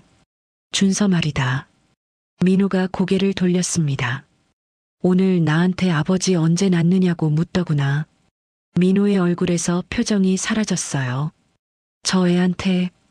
회장이 잠깐 멈췄습니다. 말을 해야 하지 않겠니? 링거에서 수액이 한 방울씩 떨어지는 소리만 남았어요. 한참 만에 민호가 입을 열었습니다. 안 됩니다. 민호야. 아버지. 민호가 천장을 보며 말했어요. 저 애가 알면요. 오늘부터 저를 환자로 봐요. 목소리가 낮았습니다. 지금은 저를 아빠로 봐주고 있잖아요. 밥 몇 숟가락 먹었나 세고 어제보다 나아졌나 얼굴 들여다보고 그게 저 애한테는 아빠가 낳고 있는 시간이에요. 그러다 회장이 말을 골랐어요. 혹시 그러다 말 못하고 떠나면 어쩌려고. 그래도 안 됩니다. 민호가 고개를 돌려 회장을 봤습니다. 제가 살아있는 동안만이라도 저 애가 아빠 낳는다고 믿게 두고 싶어요. 그거 하나는 제가 정하게 해주세요. 회장은 아무 말도 못했어요. 28년 동안 아들한테 한마디도 못해준 사람이었습니다. 살아있는 아이를 못 찾았고 찾고 나서는 벌써 늦어 있었어요. 그런 사람이 이 아버지의 마지막 선택을 뒤집을 자격은 없었습니다. 회장이 고개를 끄덕였어요. 알겠다. 아들의 손등에 손을 얹었습니다. 그런데 그날 밤 이 두 사람이 미처 정하지 못한 것이 하나 있었어요. 말하지 않으면 아이가 모르는 게 아니라 말하지 않아도 아이는 안다는 것이었습니다. 며칠 뒤 회장이 병실에 들어가자 민호가 고개를 들었어요. 아버지, 저 내일 잠깐 나가봐도 될까요? 어딜? 바깥 공기라도 좀 마시고 싶어서요. 민호가 준서 쪽을 봤습니다.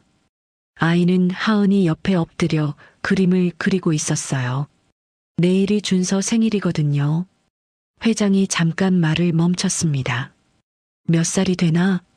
9이요. 9살. 회장이 고개를 끄덕였어요. 그래. 나가자. 다음 날 아침 준서가 제일 먼저 일어났고 침대 옆에 쇼핑백 2개가 놓여 있었어요. 회장이 전날 밤 사람을 시켜 사다 놓은 것이었습니다. 하나를 들여다보던 준서의 눈이 커졌어요. 운동화. 상자도 안 뜯은 새 것이었습니다.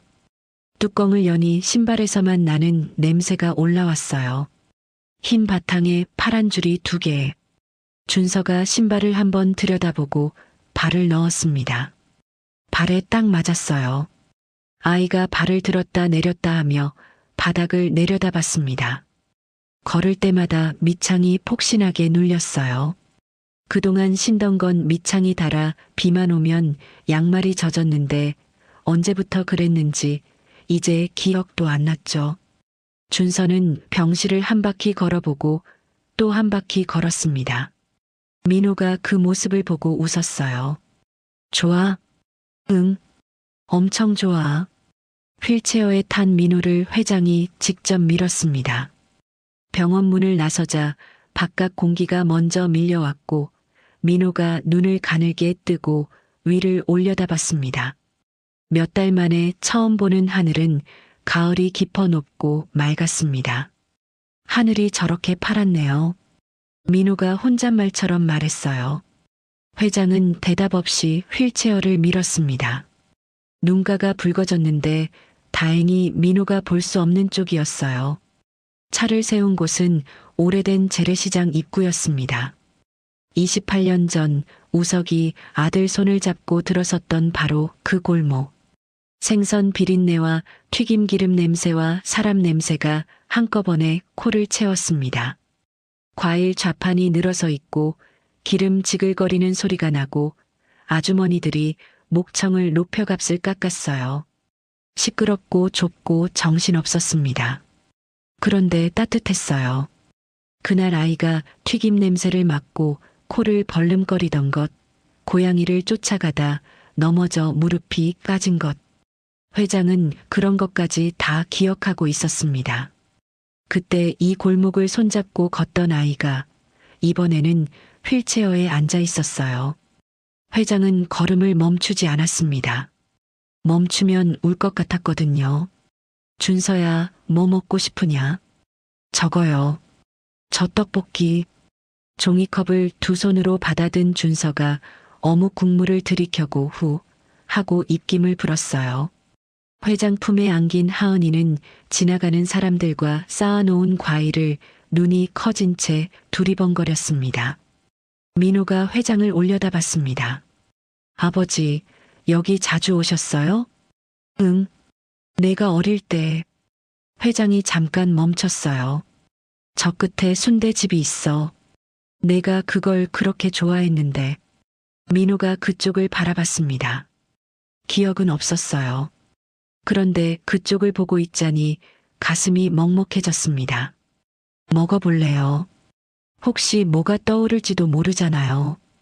회장이 휠체어를 그쪽으로 밀었어요.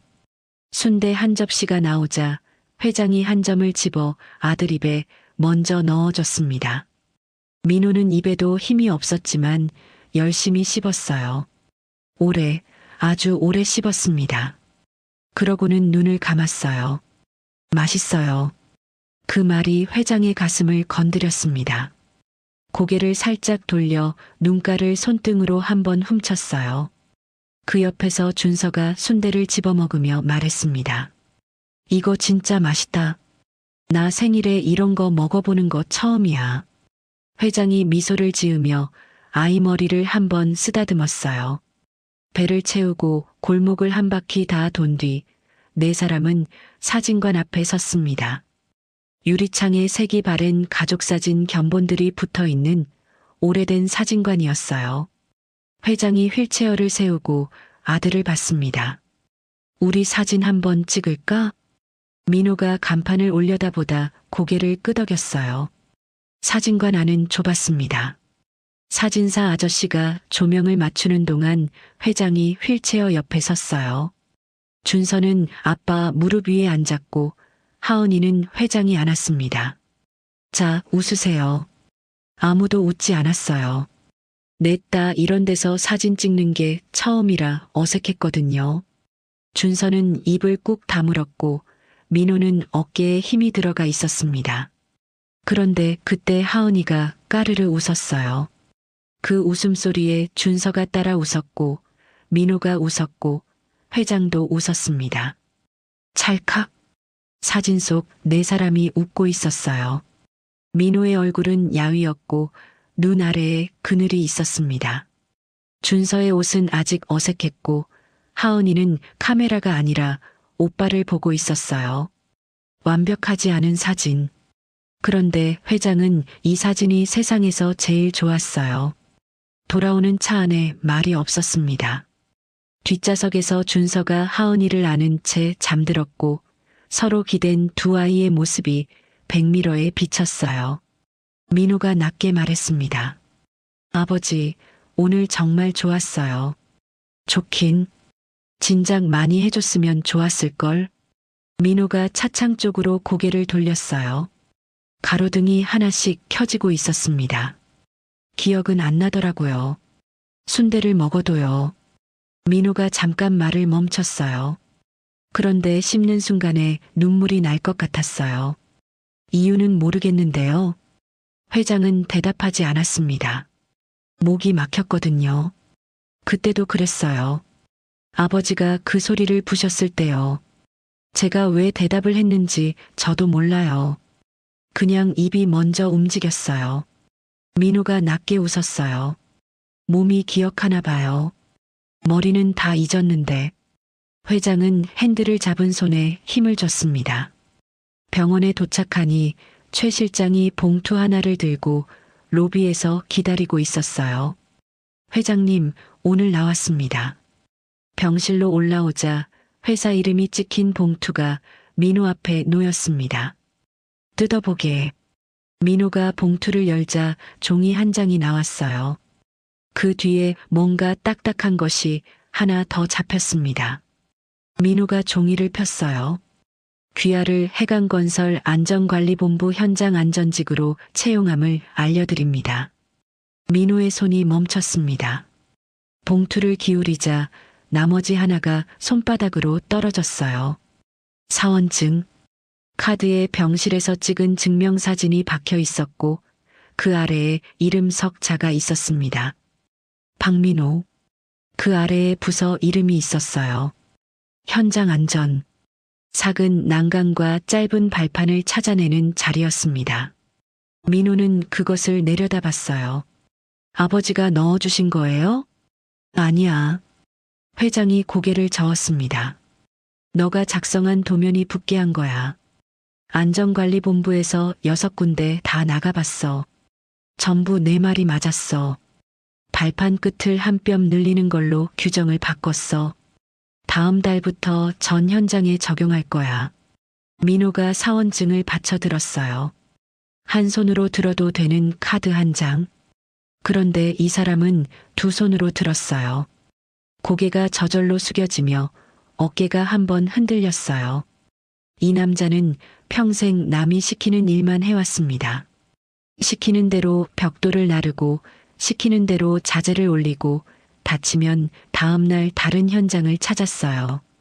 자기 이름이 적힌 종이를 받아본 적은 한 번도 없었죠. 밤마다 방바닥에 펴놓고 그 선을 그린 건 누가 시켜서 한 일이 아니었어요. 그게 붙은 겁니다. 준서가 침대 위로 올라왔어요. 아빠, 그거 뭐야? 민호가 사원증을 보여주자 준서가 받아들고 눈을 크게 떴습니다. 아빠 사진 있어. 응. 아빠 회사 붙었어? 진짜로? 붙었어. 준서가 사진을 손끝으로 문질렀어요.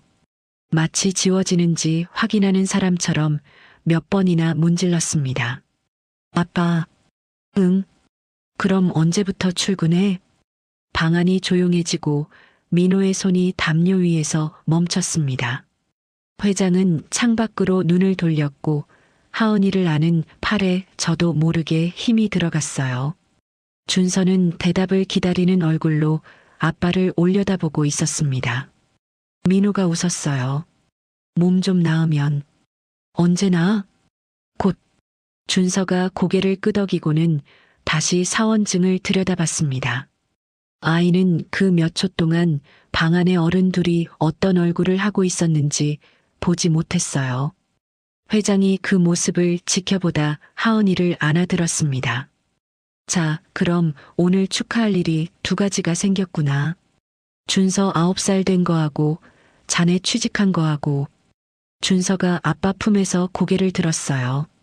할아버지, 그럼 우리 케이크 먹어요? 회장이 웃었습니다. 사와야지. 제일 큰 걸로. 그날 밤 1인실에 초 9개가 꽂힌 케이크가 놓였어요. 준서가 불을 껐어요.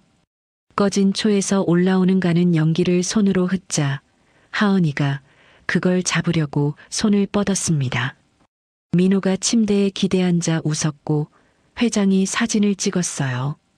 밤 10시가 넘어서 아이들이 잠들었습니다. 회장은 병실 문을 소리 안 나게 닫고 복도 소파에 앉아 자판기에서 뽑은 커피를 두 손에 쥐었어요. 종이컵이 따뜻했습니다. 오늘 하루가 머릿속을 지나갔죠. 새 운동화를 신고 병실을 두 바퀴 돌던 아이. 순대를 오래 씹던 그 얼굴. 회장은 커피를 한 모금 마시고 눈을 감았습니다. 이런 하루가 오래 이어지기를 속으로 빌었어요. 그런데 그날 새벽 2시였습니다.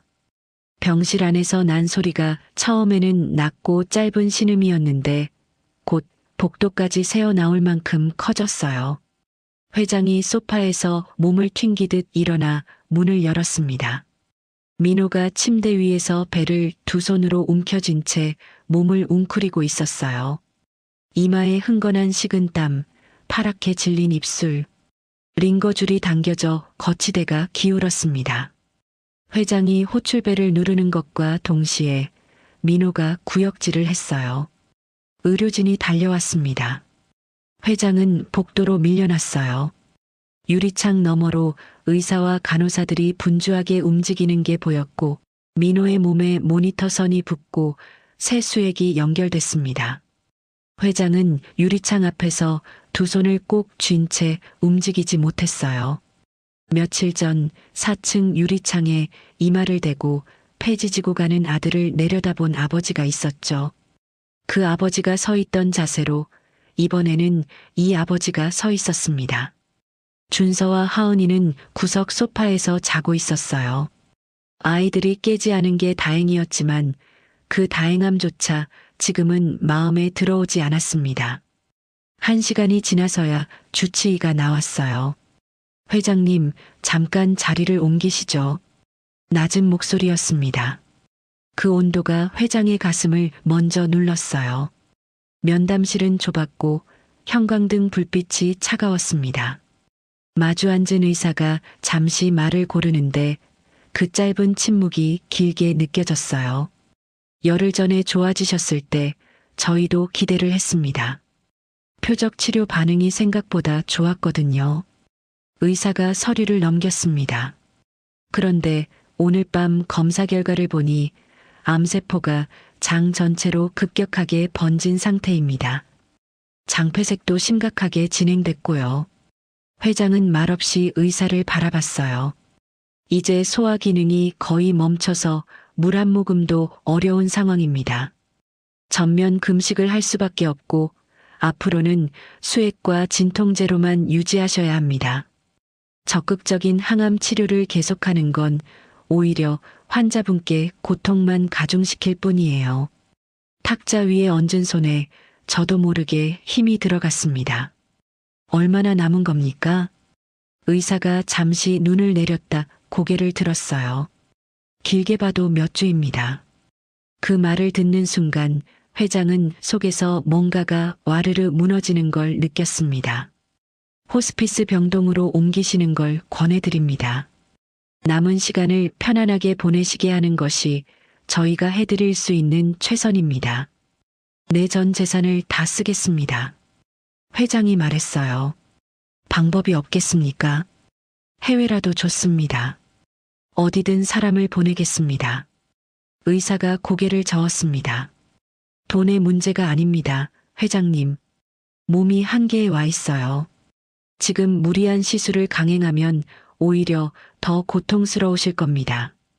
회장은 자리에서 일어나지 못한 채 제 손만 내려다봤습니다. 일은 가까이 살면서 못해본 것이 없는 사람이었어요. 회사가 무너질 뻔한 것도 버텼고 아내를 떠나보내는 것도 버텼습니다. 돈으로 안 되는 일은 사람을 썼고 사람으로도 안 되면 시간을 들였어요.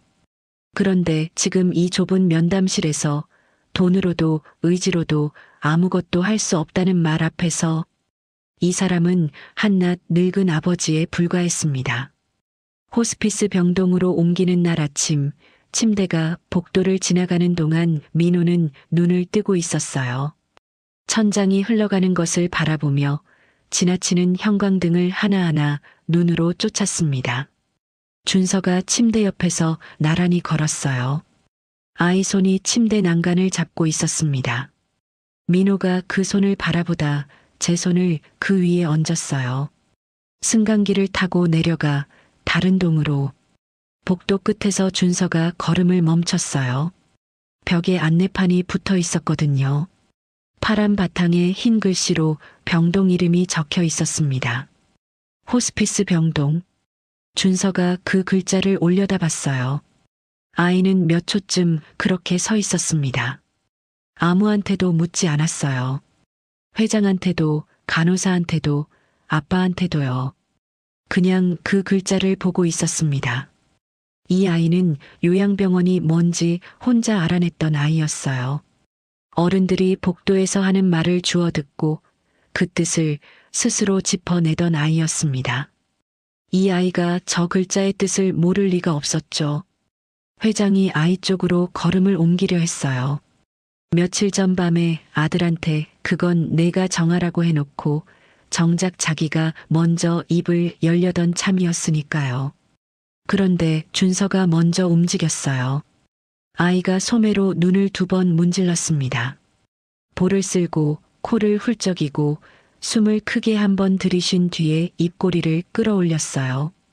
만들어서 붙인 얼굴이었습니다. 아빠가 볼 테니까요. 준서가 침대 쪽으로 뛰어갔습니다.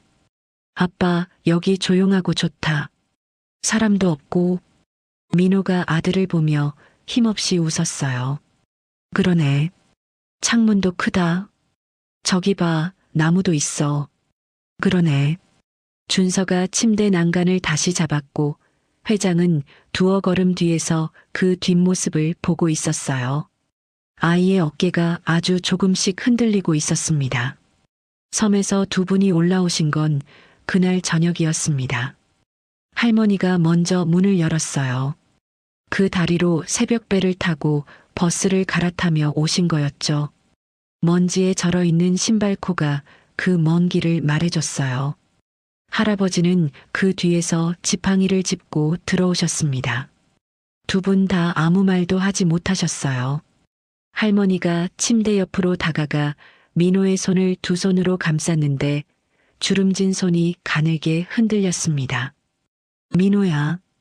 그 한마디에 민호의 눈이 붉어졌어요. 어머니, 먼 길 오셨어요. 할머니가 고개를 들지 못하셨습니다. 앞치마도 못 벗고 오신 그 손으로 눈을 눌렀어요. 할아버지는 침대 발치에 서서 아들을 바라보다 말없이 눈을 감으셨습니다. 민호야. 목소리가 갈라졌어요. 못 본 사이에 많이 야위었구나. 친아버지를 이제야 만났는데 이게 무슨 일이냐? 억울해서 어떡하니, 내 아들. 민호가 따뜻한 눈으로 2분을 바라봤습니다. 어머니, 아버지.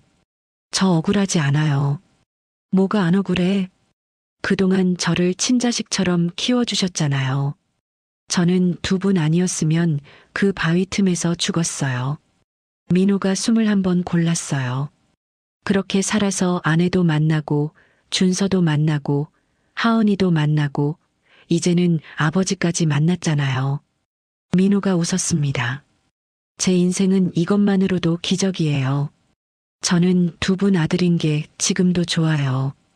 할머니가 소리를 내며 우셨고 회장은 그 모습을 보다 뒤로 물러났습니다.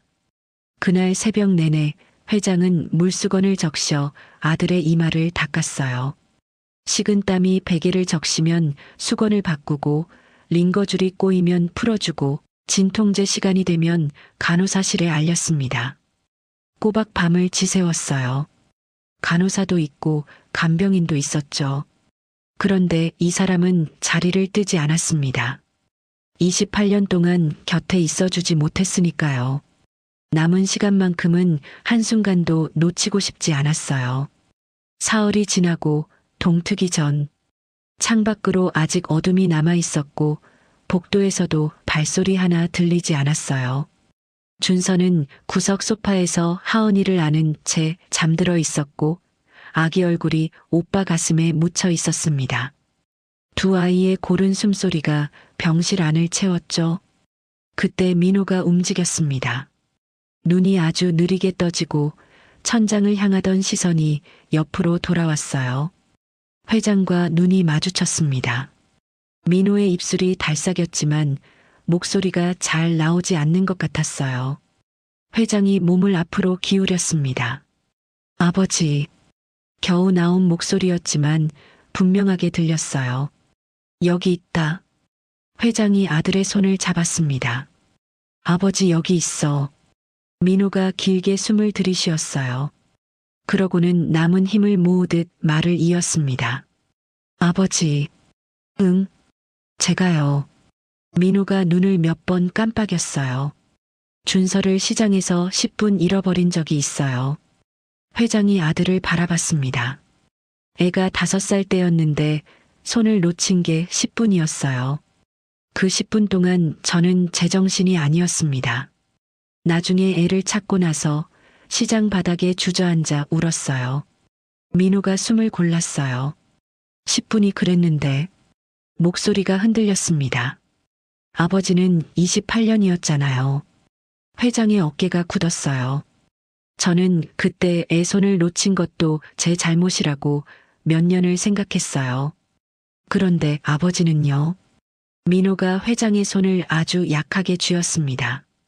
손이 젖으면 안 잡혀요, 아버지. 회장의 눈에서 눈물이 떨어졌어요. 제가 현장에서 10년을 있었어요.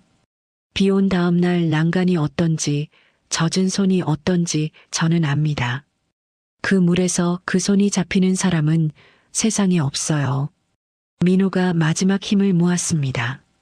아버지 잘못이 아니에요. 28년 동안 아무도 이 사람에게 해주지 않은 말이었어요. 아내는 하지 못했습니다. 수색대도 못했고 회사 사람들도 못했어요. 아무도 그 손을 대신 잡아준 적이 없었으니까요. 그 말을 할 수 있는 사람은 세상에 딱 하나였습니다. 그리고 그 사람이 지금 그 말을 하려고 마지막 숨을 쓰고 있었어요. 회장이 고개를 숙였습니다. 뼈만 남은 그 손을 끌어다 제 뺨에 댔어요. 손등이 젖었습니다. 목이 막혀 아무 말도 나오지 않았어요. 아버지. 민호가 다시 불렀어요. 저 아이들을요. 응. 잘 부탁드립니다. 회장이 고개를 끄덕였습니다. 알겠다. 그리고 회장이 아들의 이름을 불렀어요. 28년 전에 잃어버린 그 이름으로요. 알겠다, 시우야. 사랑한다. 민호가 웃었습니다. 민호가 목 쪽으로 손을 가져갔지만 손끝에 힘이 안 들어가 몇 번이나 미끄러졌어요. 회장이 그것을 대신 집어 아들의 손에 쥐어줬어요. 민호가 그것을 입으로 가져갔습니다. 준서 좀 불러주세요. 회장이 아이를 깨우려 몸을 돌리는데 민호가 고개를 저었어요. 아니요. 제가요. 회장이 멈췄습니다. 민호는 아들을 제 입으로 부르고 싶었던 거예요. 28년 전 우석은 답이 없을까봐 이 소리를 못 불었습니다. 그런데 지금 민호가 이걸 부는 건 답을 듣고 가려는 거였어요. 민호가 숨을 들이쉬었습니다. 그리고 불었어요. 바람 새는 소리. 민호가 다시 숨을 모으자 가슴이 얕게 들썩였어요. 한 번 더 불었습니다. 또 바람 소리. 소리가 나지 않았어요. 민호의 손이 아래로 떨어지고 눈가에 물이 맺혔어요. 회장이 그 손에서 그것을 받아 자기 입으로 가져갔습니다. 28년 전 이 사람이 잘못 밟아 우그러진 그 자리가 손바닥에 닿았습니다. 회장은 아들의 눈을 한번 보고 소파에서 자고 있는 손자 쪽을 봤어요. 그리고 숨을 들이쉬었습니다. 휘, 휘, 휘. 소리가 병실 안에 퍼지고 준서가 눈을 떴습니다. 아이가 소파에서 몸을 일으켜 잠에서 덜 깬 눈으로 침대 쪽을 봤어요. 할아버지가 뭔가를 입에 물고 있었고 아빠가 이쪽을 보고 있었습니다. 준서는 그 소리가 무슨 뜻인지 배운 적이 없었어요. 아무도 가르쳐 준 적이 없습니다. 그런데 아이가 입술을 오므렸어요. 휘. 길게 한번. 여기 있어요. 지금 갈게요. 민호의 눈에서 눈물이 흘렀습니다. 아이가 침대 쪽으로 뛰어와 아빠 손을 두 손으로 잡았어요. 아빠, 나 여기 있어. 소리를 말로 옮긴 겁니다. 민호의 입가에 실처럼 가느다란 웃음이 번졌습니다. 준서야. 응. 아빠 회사 다녀올게. 준서가 고개를 세게 끄덕였어요. 응. 다녀와. 민호가 스르르 아주 편안하게 눈을 감았습니다. 입가에 그 가느다란 웃음이 남아 있었어요. 마치 오랫동안 무거운 짐을 지고 걷다가 마침내 그것을 내려놓은 사람의 얼굴로. 모니터에서 긴 소리가 울렸지만 회장은 그 소리를 들으면서도 손을 놓지 않았어요. 28년 전 그 바닷가에서는 놓쳤습니다. 이번에는 놓지 않았어요. 들어온 의료진, 확인된 시간. 회장은 그때까지도 그 손을 잡고 있다가 한참 뒤에야 손을 폈어요. 떨리는 손으로 아들의 눈꺼풀을 쓸어내렸습니다. 그 동작 하나에 28년이 담겨 있었어요. 준서는 그 앞에 서서 아빠 얼굴을 보고 있었어요. 편안한 얼굴, 아프지 않은 얼굴이었습니다. 아이의 얼굴이 일그러지기 시작했습니다. 아랫입술이 안으로 말려 들어갔어요. 8살 때부터 이 아이가 울음을 눌러 막던 방식이었습니다. 아빠가 볼 테니까요. 그런데 이번에는 아빠가 보지 않았습니다. 준서의 입술이 풀리고 9살짜리가 낼 수 있는 가장 큰 소리가 났어요. 몇 달 동안 눌러 담았던 것이 한꺼번에 무너지는 소리였습니다. 아이가 처음으로 아이처럼 울었어요. 회장이 두 팔로 손자를 앉아 아이의 얼굴이 노인의 가슴에 묻혔습니다. 준서가 그 옷깃을 두 손으로 움켜쥐고 울었어요. 회장이 아이의 등을 쓸어내렸습니다. 울어라. 목소리가 갈라졌습니다. 실컷 울어라, 준서야. 회장이 아이의 머리에 얼굴을 묻었어요. 내 아비도. 숨을 한번 삼켰습니다. 내 아비도 울음을 그렇게 씹었단다. 창밖이 희끄무레해지고 동이 트고 있었습니다. 영정사진은 사진관에서 찍은 그 사진으로 했습니다. 야윈 얼굴에 눈 아래 그늘이 있고 아이 옷은 아직 어색하고 하은이는 카메라가 아니라 오빠를 보고 있는 한 장. 완벽하지 않았습니다. 그런데 그 안에서 이 사람은 웃고 있었어요. 섬에서 오신 두 분이 영정 앞에 엎드려 오래 우셨습니다. 파란 조끼 대신 검은 옷차림으로 국화 한 송이를 들고 들어오신 청소 아주머니가 준서를 보고는 아무 말 없이 아이 머리를 한번 쓸어주고 나가셨어요. 장례가 끝나고 며칠 뒤 회장이 준서의 손을 잡고 겨울 바다 앞에 섰고 하은이는 그 품에 안겨 있었어요. 28년 전 아이를 놓친 데서 조금 떨어진 바닷가였습니다. 회장이 바다를 향해 낮게 말했어요. 민호야, 내가 내 아들로 태어나줘서 고마웠다. 살아있을 때 만나 손 한번 잡아봐서 아버지는 그걸로 됐어. 회장이 아이들 쪽을 봤어요. 내가 목숨처럼 아끼던 이 아이들, 아버지가 끝까지 지킬게. 약속한다. 준서가 회장의 손을 꼭 쥐었고 회장도 마주 쥐었습니다. 그로부터 10년이 흘렀어요. 해강건설의 모든 현장에는 발판 끝이 한 뼘씩 더 나와 있습니다. 개구부 덮개는 두께 규정이 바뀌었고 난간은 6달에 한 번 손으로 흔들어 보는 검사를 했죠. 그 규정 문서 첫 장에 사람 이름이 하나 적혀 있습니다. 박민호 안전개선안. 시행 첫 해부터 지금까지 19이 된 준서는 어느새 할아버지보다 키가 커졌어요. 대학에서 건축을 공부하고 방학이면 현장에 나갑니다. 안전모를 쓰고 난간을 흔들어 보는 게 그 일이죠. 그리고 갓난아기였던 하은이는 11살이 됐습니다. 하은이는 아버지 얼굴을 기억하지 못해요. 사진으로만 압니다. 사진관에서 찍은 그 한 장이 거실벽에 걸려 있고 하은이는 거기 있는 사람이 자기 아빠라는 걸 알고 있어요. 그런데 목소리도 손도 냄새도 기억이 안 납니다. 그때 1살이었으니까요. 그런데 이 아이한테 저도 모르는 버릇이 하나 있어요. 무심코 흥얼거리는 소리가 있습니다. 짧게 2번, 조금 길게 1번. 숙제를 하다가도 그러고 설거지를 돕다가도 그럽니다. 언젠가 준서가 물어봤어요. 하은아, 너 그거 어디서 배웠어? 하은이가 고개를 갸웃했습니다. 몰라. 원래 알았는데.